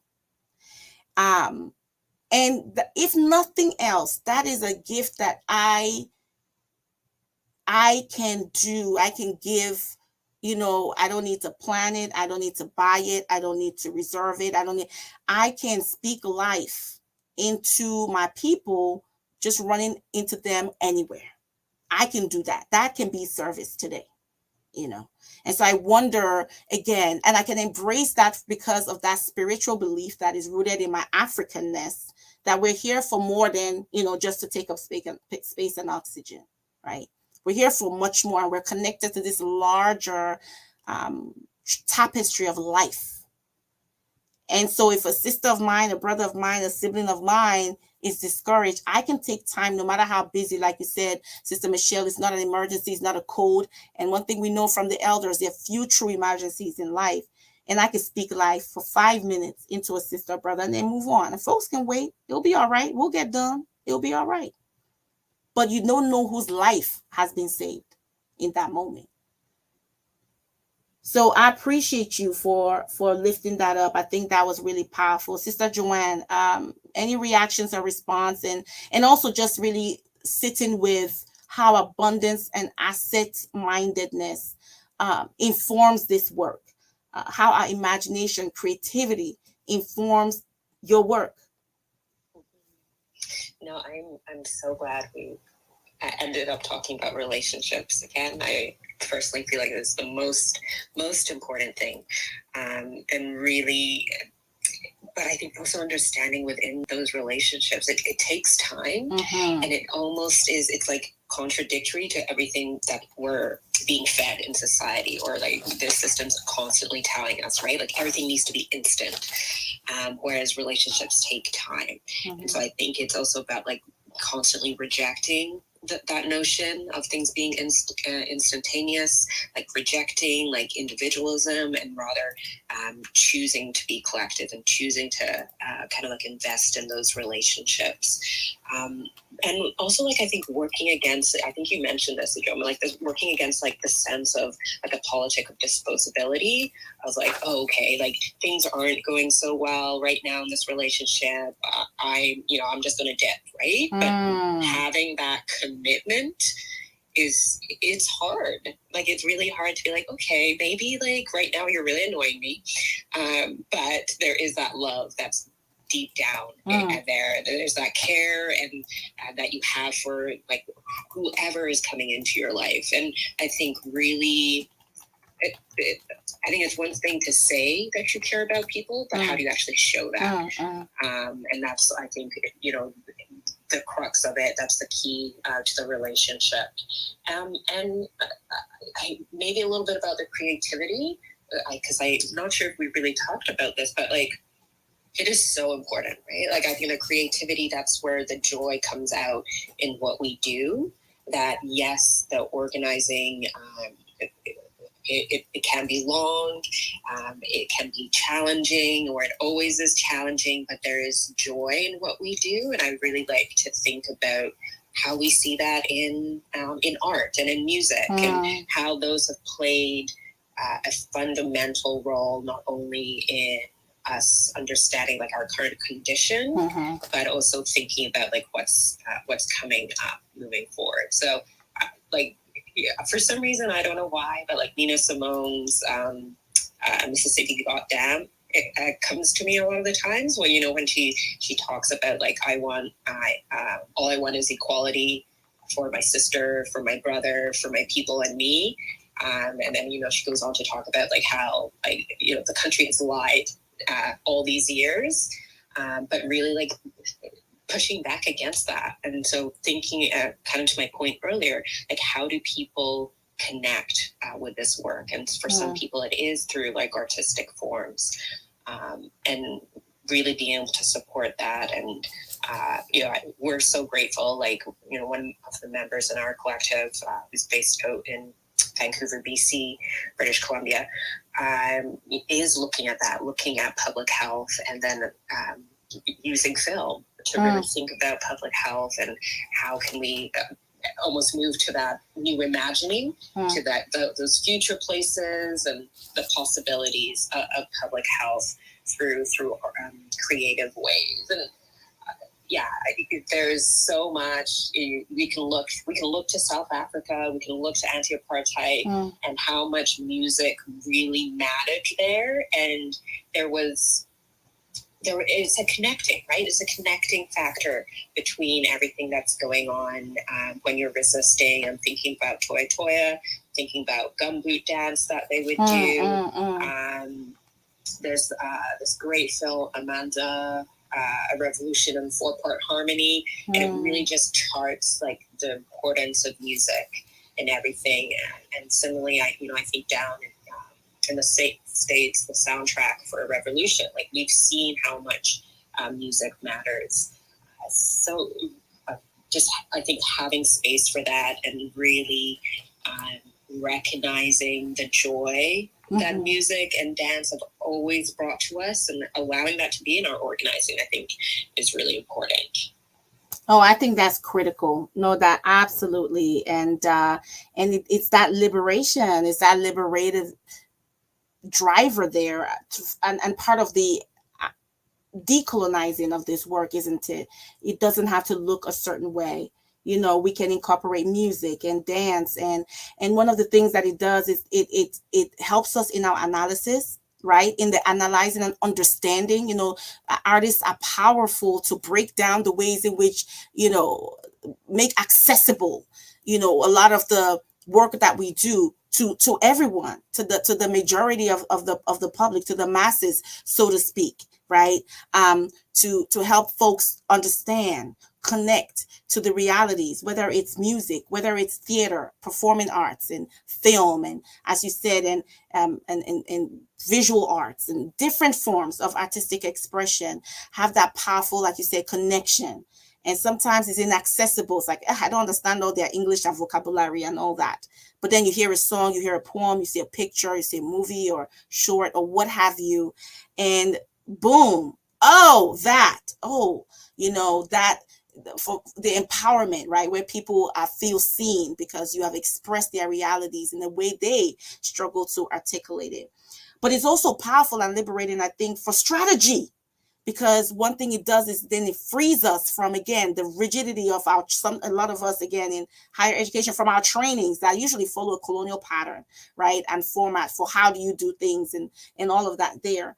But we can actually make impact and change in very simple ways that are informed by an artistic mindset. Sometimes it's not necessarily that the form of your organizing or for your activism is art itself, but approaching it with an artistic mindset, sort of liberates and sets free the opportunities. Start to see opportunities. Start to see, it opens up access to certain tools to begin to, again, reach people where they're at, to express the message, but then also reach people in the way that where they are, in order to achieve an end. So there is, and again, that sits inside the bucket of Afrocentricity, that sees that connectivity.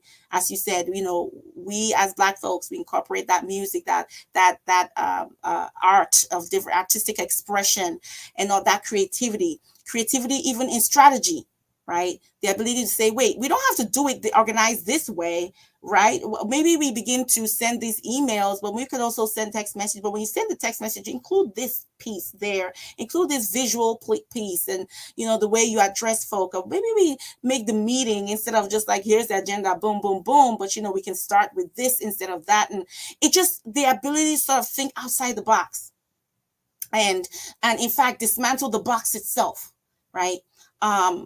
I believe there's so much that creativity, in the various ways that it shows up, whether within the framework of art and artistic expression, or creativity in the ways that we see things with new eyes, like you said, reimagining is a vital sort of tool to have in our belt as we have these conversations and do this work. I want to pause here to invite the audience, that we're getting to that time where if you have anything to say and add and contribute, questions, comments, feedback, compliments, honey, we take the compliments all day. Please come up, please request to speak and come up. This is your time, and we'll keep talking until you do. So Sister Michelle, I wanted to invite you, if there was something you wanted to add inside of that, how has the principle of creativity and imagination, shown up in your work, to do things atypically from how it usually is done, and that then got that shit done, as we've been saying. And where do you see courage in all of this? Wow. So, courage. It's crucial, right? It's crucial because not only will there be people who don't understand your purpose and vision, who will tell you why you're going to fail, right? And whatever it is, you're going to do what? You're going to build an online collective of people across disciplines who are going to, dismantle, racism and white supremacy in healthcare.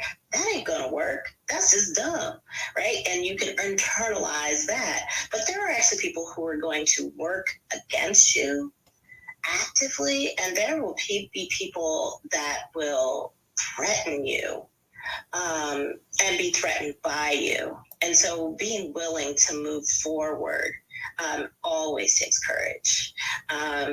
For me, case in point, we've talked about and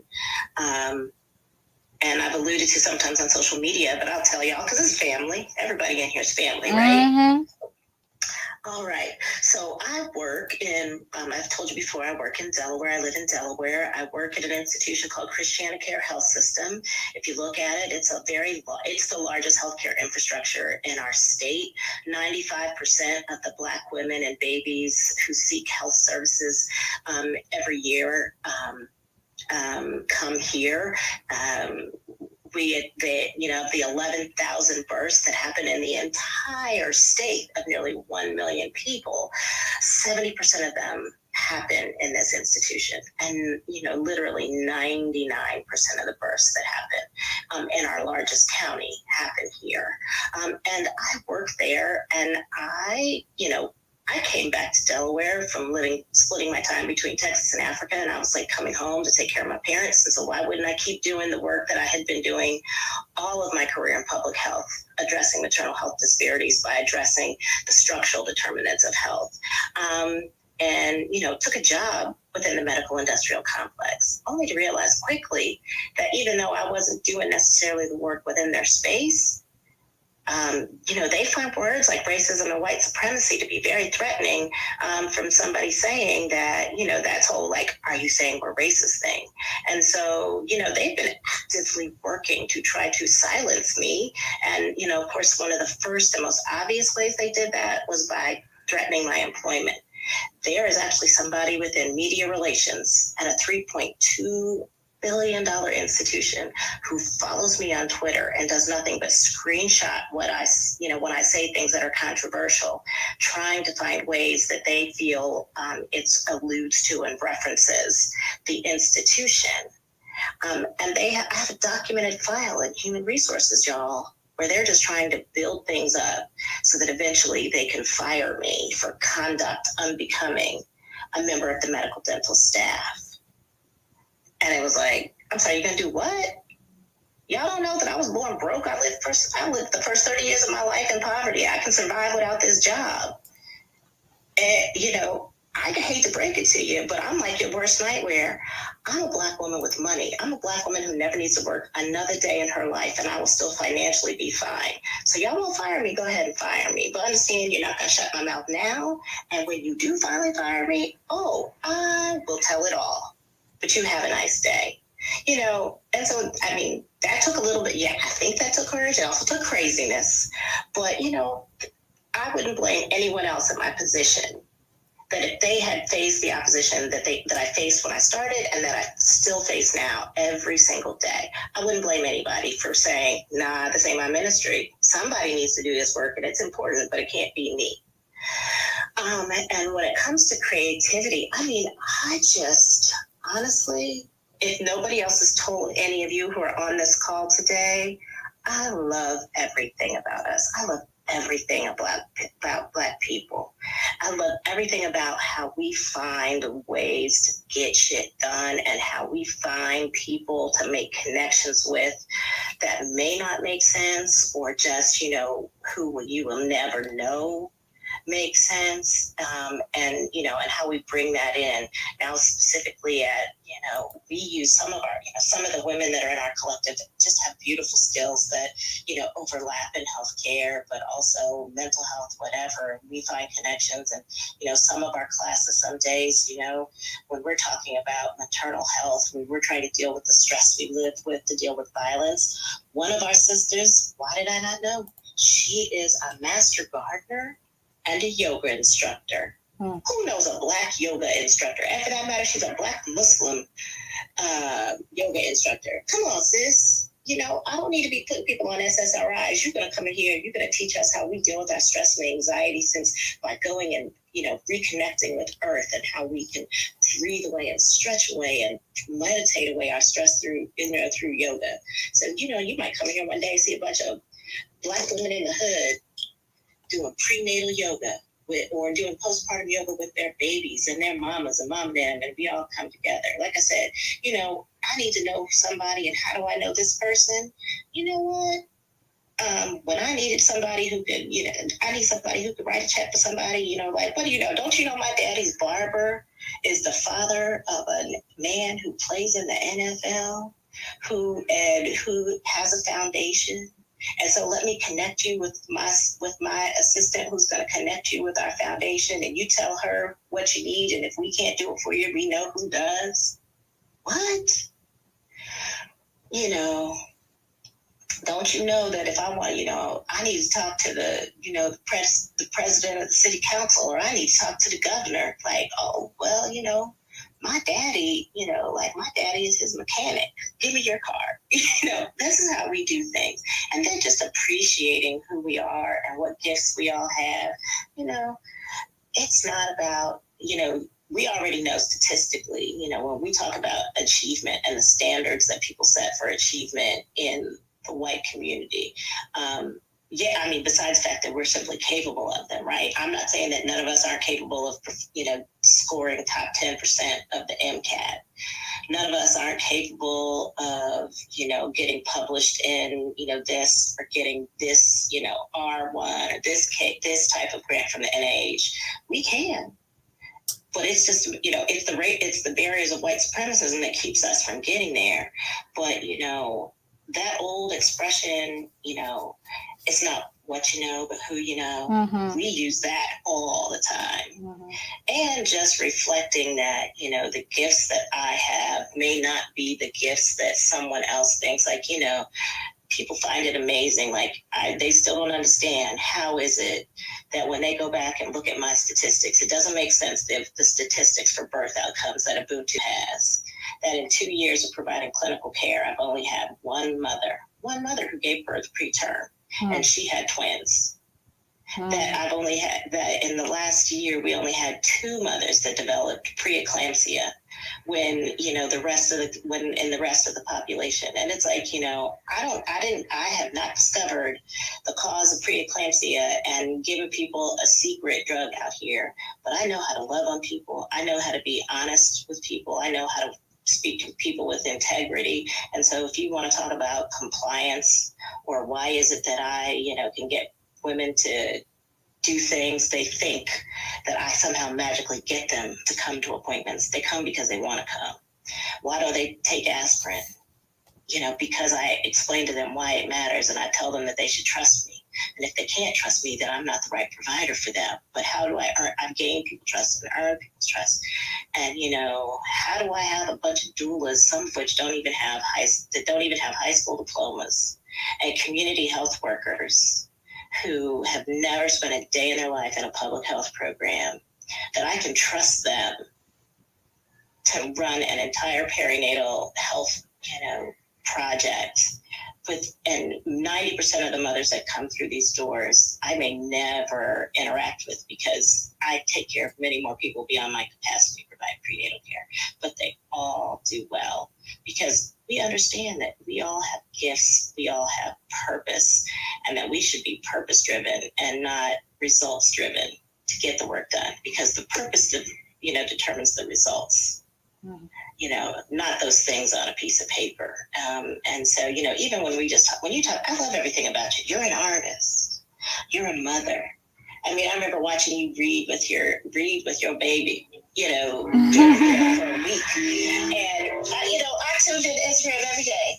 And, it gave me more ideas of what we can do within our program as we try to look at child health in our program than any lecture I could have sat from anybody. And I'm literally situated 5 miles away from, the headquarters of Nemours, the largest child health organization in the United States.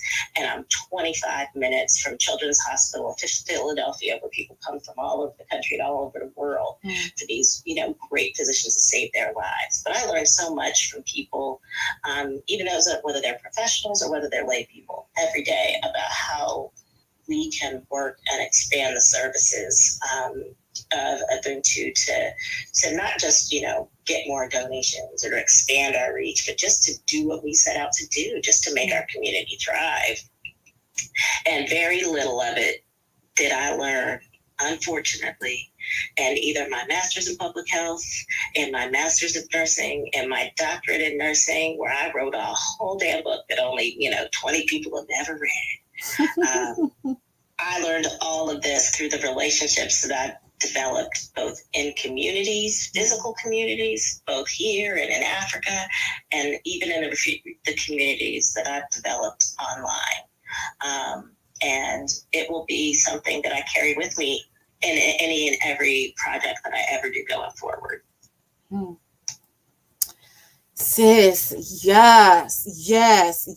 When we are operating in the fullness of our magic, the fullness of the divine within us, it is crazy what the impossible becomes possible, right? It truly does. It's really interesting how we have patients that they become upset on the floor, for example, even up until today.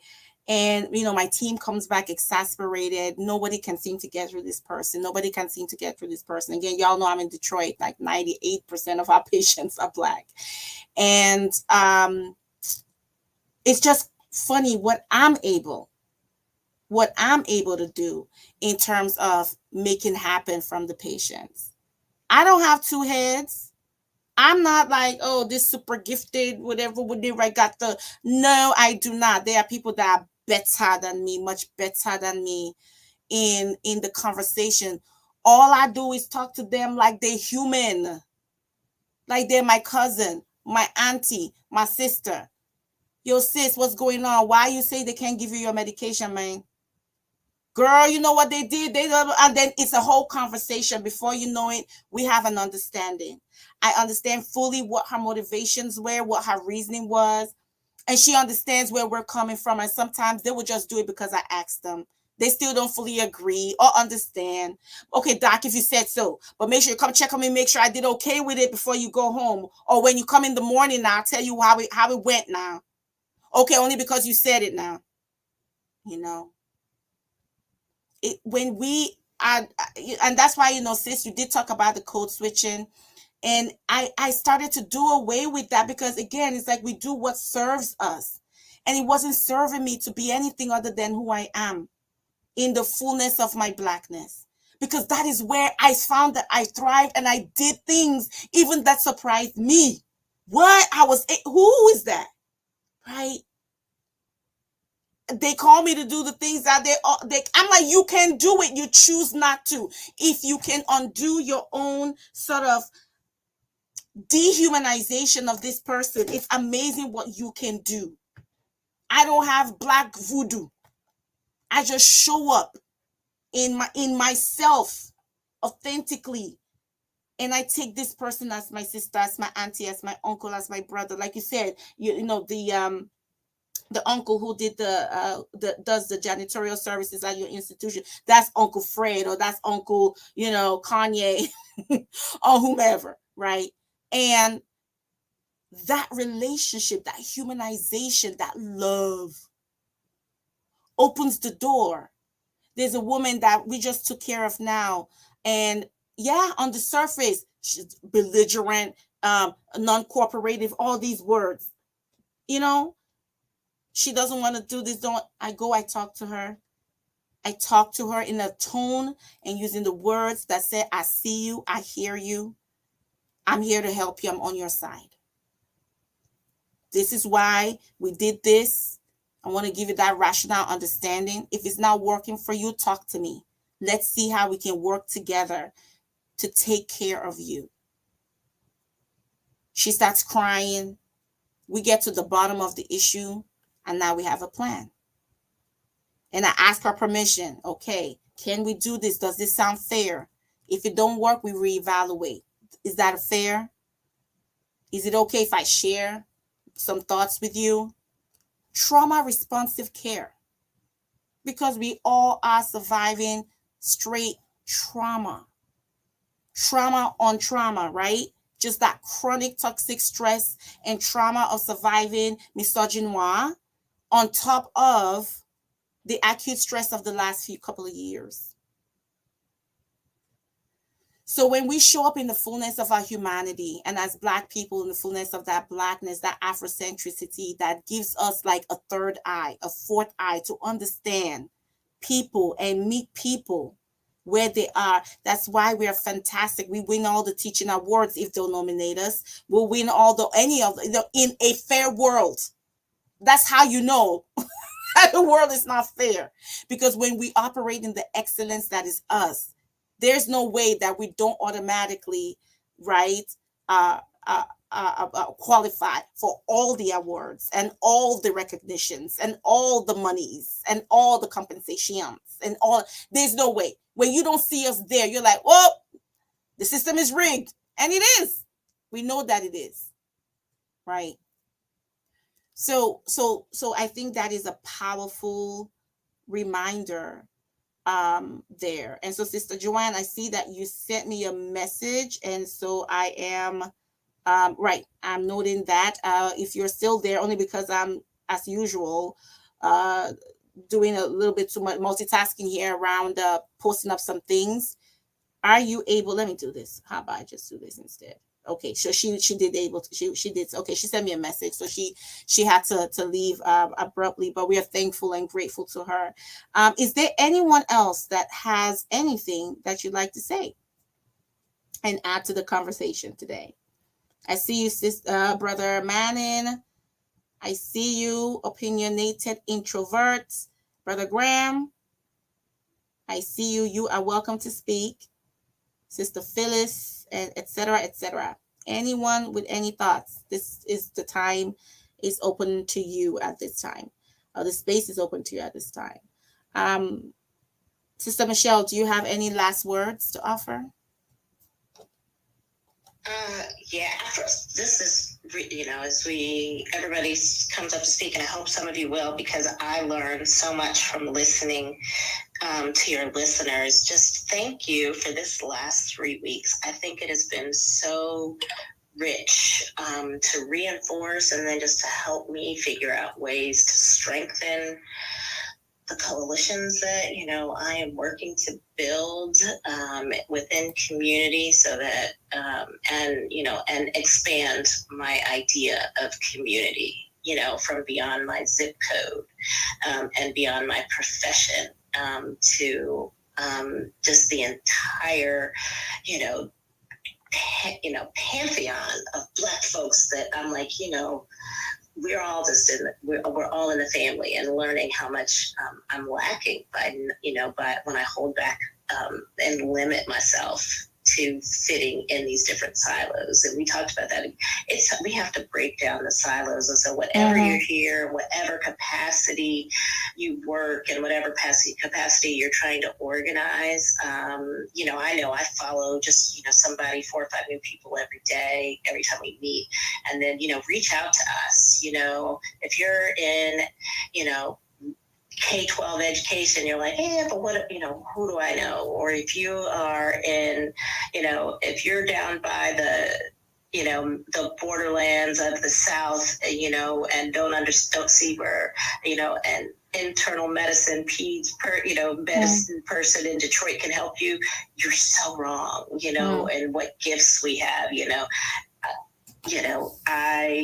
who knew that, a Black evangelical doctorally prepared nurse who had theoretically been beaten down and ostracized by the medical industrial complex would, come back and, literally testify in, the highest, halls of our state, of our nation, and, not be afraid to speak truth to power. Who knew that my mama, who used to take in laundry, could go and, have a relationship with a man who was a lawyer / part-time, civil rights activist when it served his white self in the 1950s, 1960s, and 1970s, who never went beyond her high school diploma and barely got that because she had to take care of a family.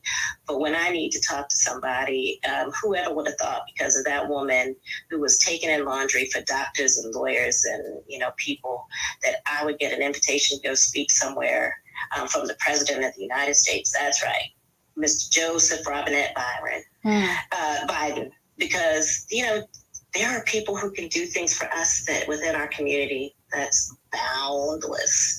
And I just love us. I just love us. And think of the power that we have when we work together. So thank you all for being here. And I hope as you think about how this can be helpful to you and your organizing in whatever way you're trying to organize, that, you'll make connections and, with folks, because we all, we're all better as a community when every single one of us succeed at our different purposes. And you may not see how we can be useful to you, or they may not make sense, right? It may not make sense, but the universe is powerful. The creator is powerful. And every one of these human relationships make a difference somehow. So even if it's only that we can encourage you and say, hey, I love you. Let us do it, even if it's only that. If I can't do nothing but give you a cold cup of water at, mile 27 of this, 100-mile race we're running, then I'll do that for you too. Amen. And that just reminds me of bell hooks. you know, when you said, I just love us, and that's right. You know, I just love us because I love me. I love us. And, you know, our auntie Bell Hooks said, the moment we choose to love, we begin to move against domination, against oppression. The moment we choose to love, we begin to move towards freedom, to act in ways that liberate ourselves and others. That action is a testimony of love as the practice of freedom. You know, and I know my love for us is what informs and drives my activism for sure. You know, and I engage with whiteness to the degree that it informs the work of calling out and dismantling anti-blackness, but really nothing more, because I am so full and occupied with what's going on with us that I really don't give space, you know, to whiteness. um it is out of that love for who we are. And I think that's where I can say what we said, what we were talking about earlier, where it's like, okay, I can work with our folks, even when they're not where I would love for them to be in terms of their, you know, the continuum of liberation, shall I say, because I still love them. I still love the Black in them. And whether that's from a 10 feet or 10,000 million feet away, or whether that's like 10 inches away, that's context specific. As we've said, context matters. Bell Hooks also says, where there's no justice, there is no love. So these things go hand in hand and speak to each other. Cornell says justice is what love looks like in public. So there is that intersectionality, that interdependence, that overlap, that convergence. And it's that wisdom to know the difference that we ask for each and every day. So I appreciate you, Doc. And we have a wonderful Mimi Saturn on stage. Mimi, talk your talk. Oh, hi, everyone. I love hearing everybody's everyone's like everyone's speeches. That was really awesome. But I'm Ina. I'm an ICU nurse. Well, I'm a graduate nurse. So I haven't even passed my NCLEX yet. But I just graduated last year from. Oh, thank you. I just graduated last year from nursing school. I go Inter-American University of Puerto Rico. So, yeah, I was just listening to everyone's things, and I really connected, especially with the maternal and like pregnancy.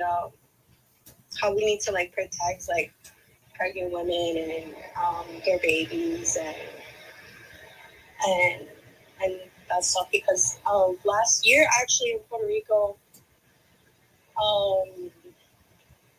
there was a case of a like Puerto Rico went into like a state of emergency because of like domestic violence against women. And there was a case. The case that pushed it into it was actually a woman. Her name was Keisha. She was a pregnant woman. She was shot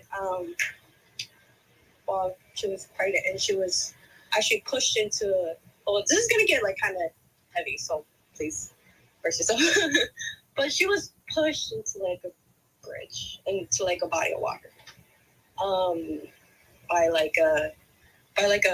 actually a Puerto Rican Olympic boxer, and she was his like, I guess like mistress type person. And so yeah, I really took in that like protects maternal people and their babies, and definitely like violence against like people who are pregnant and their children is like definitely like real, definitely. And yeah, that's what I want to focus on, is actually like pediatric mental health, and like try to like kind of but like try to do help in like in my like Hispanic like sphere, and also like obviously also everybody, but you know, yeah. But yeah, my goal is to work in like in California and like the Chula Vista area, to work in like Mexican, like American communities. I'm Puerto Rican and Mexican, so yeah, and try to help out with like the mental health like crisis. So I feel like in definitely like in my community, not to try to talk about like only me, but like definitely like in my community, I see like a lot of like, you know, the mental health is not really like a big focus. It's more like pushed off to the side and not really considered to be like even like a real thing. It's like, I don't know, like, oh, you have you're fed and you have a roof over your head. Why are you even complaining? Don't be depressed, you know. So yeah, sorry that was really not eloquent at all, but yeah. No worries. Well, thank you for you came up and you spoke your truth, and we appreciate it. So we appreciate you, Mimi, and we wish you the best of everything good, luck, blessings, all of it that you need to achieve your aims. And I'm confident that you will do exactly that. Congratulations on your achievement so far in graduating. That's not easy. A lot of people are not able to do that for many reasons, but you did. So I think your patience and your community is blessed by you and the gifts and talents that you will have to offer them. Dr. Michelle, do you have anything to add? Yeah. Oh gosh. First of all, congratulations. That's a hard task. I remember going through my very first undergraduate nursing degree and trying to do it in a space where so many people just frankly didn't think I would be successful because of the structural racism that exists even within the nursing education. We don't talk about that like that. So smart of you. Wonderful for actually going to school in Puerto Rico, where you're surrounded by other Latinx, people who are learners, so that, you're going to survive and thrive. And I spend actually quite a bit of time. I go down to Puerto Rico at least twice, sometimes 4 times a year. It's one of my favorite spaces, especially Loíza, which is, a traditionally Afro and sort of Afro-Indigenous Puerto Rican, community where everybody there is Black. So, I was familiar with the case, and, it's one of those things where we didn't talk about for a long time that intimate partner violence and homicide is like the number one killer of women. And I remember when Uche Blackstock, as a matter of fact, a Harvard-trained Black physician, said that on social media 2-3 years ago, maybe, and people challenged her and said she was wrong and or lying.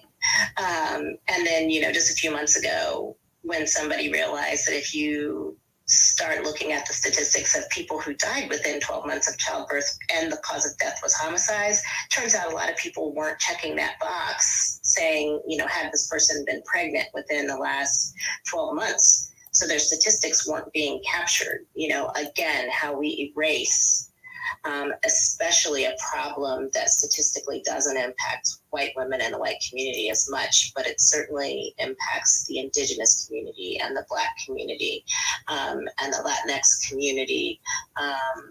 If nothing else, because we make up a smaller demographic, it's like, I don't care, one death in the majority population may seem maybe small, but one death in my Black community, where we make up only 13% of the population, maybe means more than one death in the population that makes up, 60%. I don't know why they're not concerned the way we've been concerned for far too long. So I just want to hope, wish you well on your journey and encourage you, as you go to work on this issue, get involved with the national, and I know they call, it's still called the National Hispanic Nurses Association. Hopefully they'll change it to Latinx soon, but also get involved with community organizations that address gun violence. Get involved in organizations that impact, mental health, because we don't talk about how mental health and stress is impacting so many of our Black and Hispanic and Indigenous, men and fathers, so that, when the natural time of stress of pregnancy and family growth and transition happens, it brings up so much trauma to them that sometimes the response is violence. And how we even think about dealing with violence within our community. So reach out to your faith community, reach out to your coalition will not just be nurses, and it certainly probably won't be the police. Because I'll tell you, police organizations pay lip service to talking about things like gun violence in our communities, but their answer to how you reduce gun violence in our communities is just by putting more of our men in jail. So I just want to wish you well on your journey, and thank you for taking that journey, because this is where real change comes to better all of us. Absolutely. It starts with Wes. Absolutely, absolutely. And this really brings us to the end of our conversation. And I just want to thank everyone for hanging out with us. And Dr. Drew, what you shared really does, especially around the policing piece, right? And mental health. Again, a reminder about 988. It's on the Jumbotron. That's the new number for the National Suicide Prevention Crisis Hotline. Use it if you are, or someone who is in a mental health situation. Again, I tell people, don't wait till you're in crisis. But if you are, at whatever stage that you are, 988 is what you want to call, and you will get a compassionate and well-trained crisis counselor on the other end to support you where you're at and connect you to those local services, including a mobile crisis team to meet you there. And the power for me of this infrastructure that has been strengthened, because it's a pre-existing infrastructure, but now it's been strengthened and invested in this way, is it's separated from the criminal justice system. We don't need to criminalize mental illness. We don't need the police doing social work for which they were not trained, mental health work for which they were not trained. We don't need people that are suffering and struggling in mental illness to be handcuffed, further traumatized and re-traumatized. So building out that infrastructure to support folks at any stage of mental health or mental illness is critical. So I want to encourage you to please spread the word. 988. It's the 911, so to speak, but of mental health care. So we don't have to be calling 911 for mental health services. We can call that 988.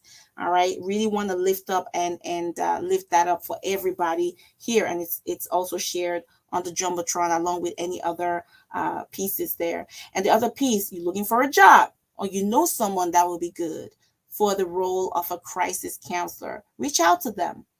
There are now tons of positions available. We need compassionate, wonderful, amazing crisis counselors to answer the phone and be there on the other line of life for the people that will be and are already utilizing this number. So you can go to SAMHSA, which is Substance Abuse and Mental Health Service Administration, I believe. The website, I'll tweet it out in a minute. I'm just kind of looking it up right now. But samhsa.gov, samhsa.gov, SAMHSA, Substance Abuse and Mental Health Services Administration.org, samhsa.gov,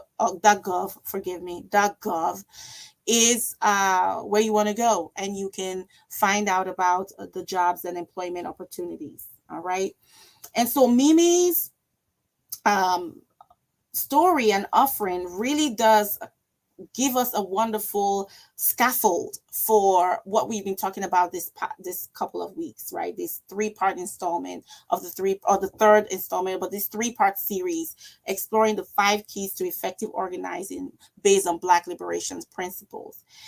As someone that's in the ICU, she's an ICU nurse or about to be, and has graduated and is moving on along her career trajectory, she finds that she is really activated around the issue of intimate partner violence, and women's health and maternal health, and also maternal infant health. She talked about pediatric care as well, and so as we utilize someone like her, which is every single one of us, can then utilize these keys to say, okay, I'm activated, I'm interested in this topic, where do I find myself in this place? What does it mean to be? What are the things within me that I need to work on internally? What are the traumas I need to be in the business of healing and deprogramming, the biases, the ways that I have internalized systems of violence, systems of oppression and domination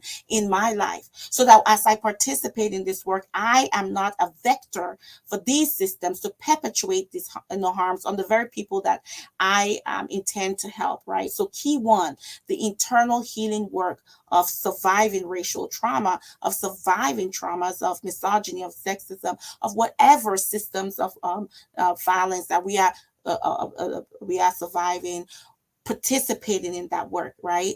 Because we know women can perpetuate patriarchy. Black people, people of color can perpetuate white supremacy and white supremacism, right? We can perpetuate the very systems that oppress us.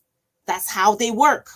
So we want to always be in that place of always internally healing of the traumas of these systems. So that's one of the things we can do. Second key, we can ground ourselves in history, right? What is the historicity around the topic of maternal and infant health, right? Who all else is doing this work? In my particular institution, how did we come to a place where we're dealing with, intimate partner violence and maternal and infant or pediatric health, right? What are the factors that lead to these outcomes that I'm observing, right? How do I work with the folks that have been doing this work for a long time? How do I offer my strengths, my assets, my gifts to contribute to this work of intimate partner violence, of maternal and child health, right? Intersectionality. In what are the other pieces, as Dr. Drew talked about? Is it gun violence? Is it food security? But what are the other pieces that inform this problem? Right? Do we notice that, there's a large amount of, female poverty in that space that causes them to be dependent on male partners that predisposes them to violence? Is that what's going on? So do I need to also lift up, economic empowerment and economic programs that address poverty, particularly for women or for femmes, or again, for those who are suffering the most impact of this problem, right? When it comes to maternal and childhood, where are the what is the most pertinent issue that is driving these outcomes, and what are those outcomes? How do I define that problem, which we'll get to when it comes to contextualization? But again, what are the other pieces? Do I need to address food security? We know that food insecurity is 1,000,000% strongly associated with poor child health. Is that the issue? An issue that needs to be incorporated in my organizing here as I work with the experts and the folks on the ground, those grassroots folks, even outside of my my box or my silo to get this done, right? Collectivism, again, working with others. Who all else in my silo, but outside my silo, that does this work, that we can do it together? How can we begin to strategize together? Because me alone, I'm not going to fix this whole business, right? I have power individually, but my power is augmented when I'm with others, when I'm in community. So what is that community? How do I begin to set that up, right? And finally, contextualization, grounding it in where you are. What are those unique factors that speak to the problem in your location. And Mimi said, I am located in, I think it was Puerto Rico and Texas. And I apologize if I'm mixing that up, Mimi. But wherever we are geographically in that particular location, what does this problem look like in where I'm at? And how do I, depending on what will be needed in terms of contextualization, how do I indigenize it? How do I make it mine? How do I, inform the work or infuse the work with my Africanness? How do I infuse it with my Blackness? How do I infuse it with my culture? To make it true to me and the people that look like me that are being impacted by this problem. How do I define the problem locally? Again, not I, but we. How do I work with my community that through collective action to define and infuse that problem? So these are some examples. And then throughout, I am approaching all these questions and answers and processes and dynamics with the lens of abundance, with a lens of assets, what I have to offer, what you have to offer, what the other person has to offer, this belief that everybody has something to offer to this work, right? I am experiencing joy. I'm giving space for joy, even as I hold space for other feelings and the other spectrums of my humanity. But our joy is part of our revolutionary work. It's part of resistance. Creativity, I'm thinking outside the box because I'm constantly doing that work of deprogramming and, unlearning those internalized systems of oppression that I have internalized as facts, right? To begin to see, wait, there are other ways to do this. We don't have to always do it this way. There are better ways, human-centric ways to do this. I can be creative. I can bring in and diversify the components or the members of my coalition. I can bring in folks in motorcycle organizations, for example, librarians, for example, because again, everyone in my community has assets, has strengths, right? I can use my imagination and I can do all this courageously, meaning sometimes we do feel afraid. It's not that we're not afraid. Courage is not the absence of fear, it's doing it in spite of the fear. And I can do that because I am not alone. I am in community. Yeah, I'm in community.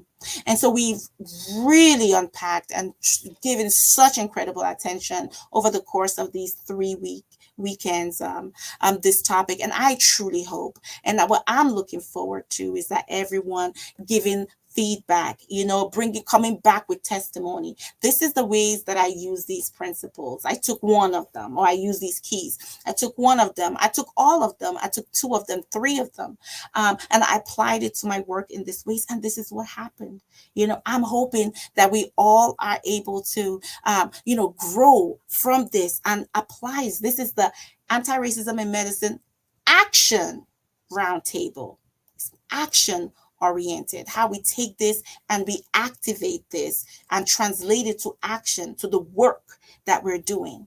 And so I'm looking forward by next Saturday, and the Saturday is forthcoming, that we will be learning from each other, right? The testimony, right?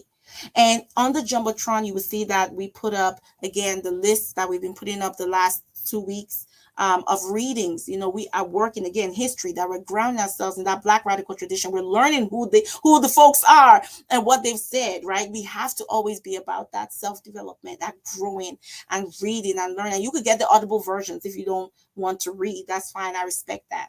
But you can totally get audibles and listen to them.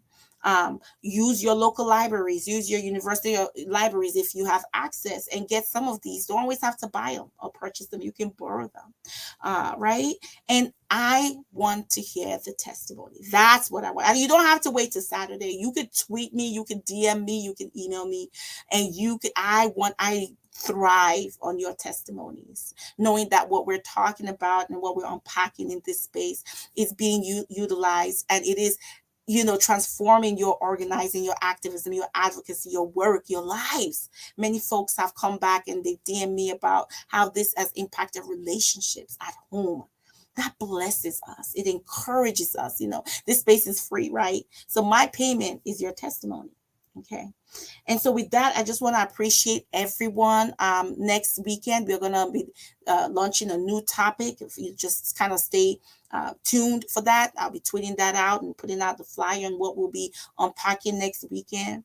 But I'd like us to end in the ways that Brother Graham has taught us to end. We're going to do just a couple, like literally a minute or two of deep breathing.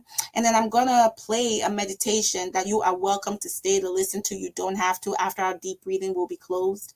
But I'll keep the room open just for the meditation, and we will close after that. It's a 5-minute and 13-second meditation. I'll put the link up so you can use it at your time. But I do want to remind you all again about Community Healing Network and the affirmations that are there, which we talked about quite a few times.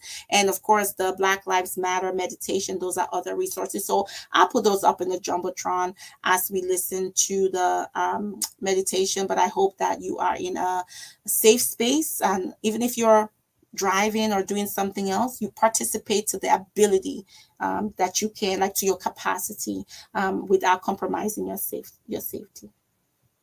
So with that, let's go ahead and place our left hand on our chest and right hand on our belly if you're able to. Just want you to sit where you are or stand, lie down, and just take just regular breaths, but to just work on getting your body to relax and just feel everything just kind of fall to the floor where you are. And just breathe regularly as you allow yourself breathe regularly and allow your body to just kind of fall and your eyes to close, your eyelids to shut close. And now take a deep breath in through your nose. Let it feel your diaphragm as it falls down, and feeling your stomach fill up, your belly fill up with air under your right hand. And now blow slowly out your pursed lips.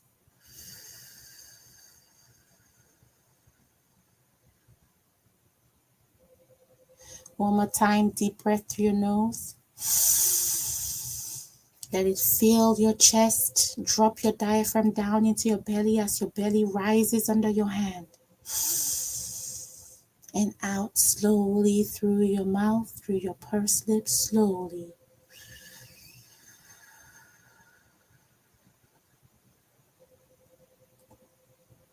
And now one more time, take a deep breath in through your nose.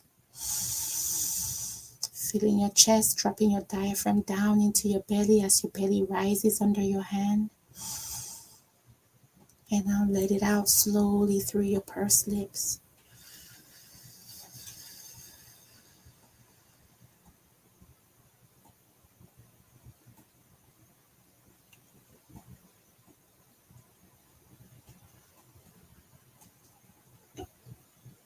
All right. So I'm just going to play this meditation. Feel free to jump if you need to, or you can stay and listen, and then we'll close the room when it's over. But if you have to head out, I love you, and I want you to love yourself, love each other, build community, and build power.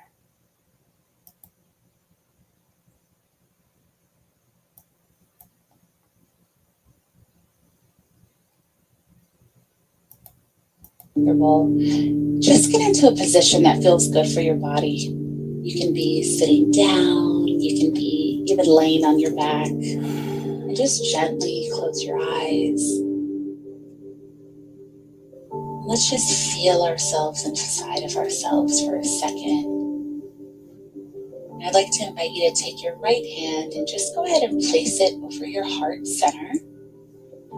And take your left hand and place it over your sacral chakra. So that is the space where your womb is, underneath your belly button. Just have one hand there, one hand on your heart. Just feel yourself for a moment. Feel your own touch. Feel your own support. Feel the warmth of your hand. The space that it's taking up.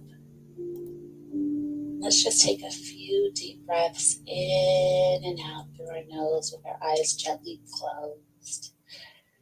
So we can take a deep breath in through our noses together. And just hold it at the top for a couple of seconds. And then we're going to release through our mouths with a sigh.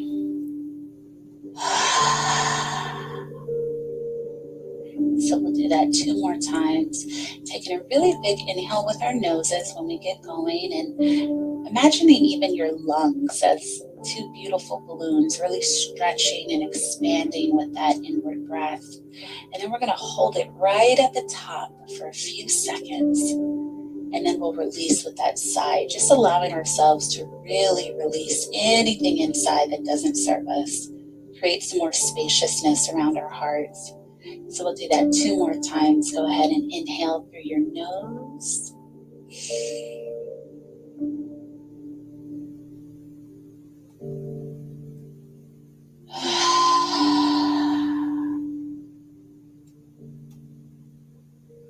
And for our last time, we'll do that beautiful inhale, hold it at the top, and then let yourself sigh it out. Really release. Our last one together now. Inhale.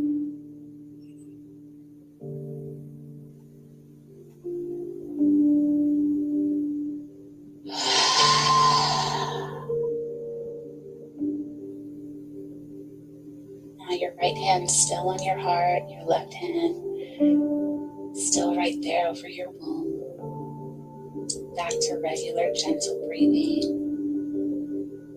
And as you're holding yourself in this moment, just really showing up powerfully for you.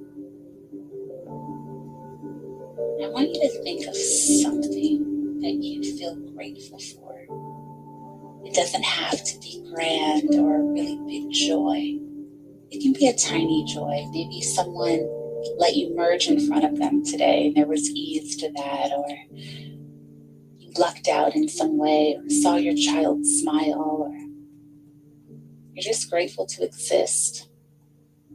And I want you to hold that feeling deep in your chest as you hold yourself. And just really allow yourself to savor it. Feel safe in that gratitude. Even if it feels natural, let yourself have a smile come across your mouth.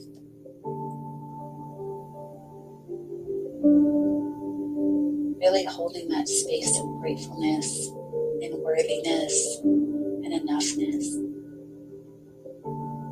And just say to yourself right now as we close out, silently in your own mind, I am worthy. I give and receive love freely.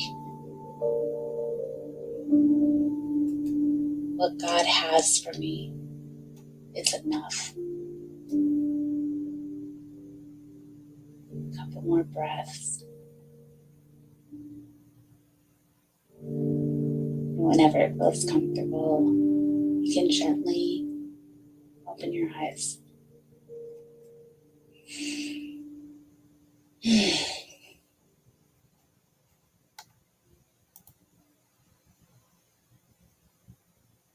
Namaste.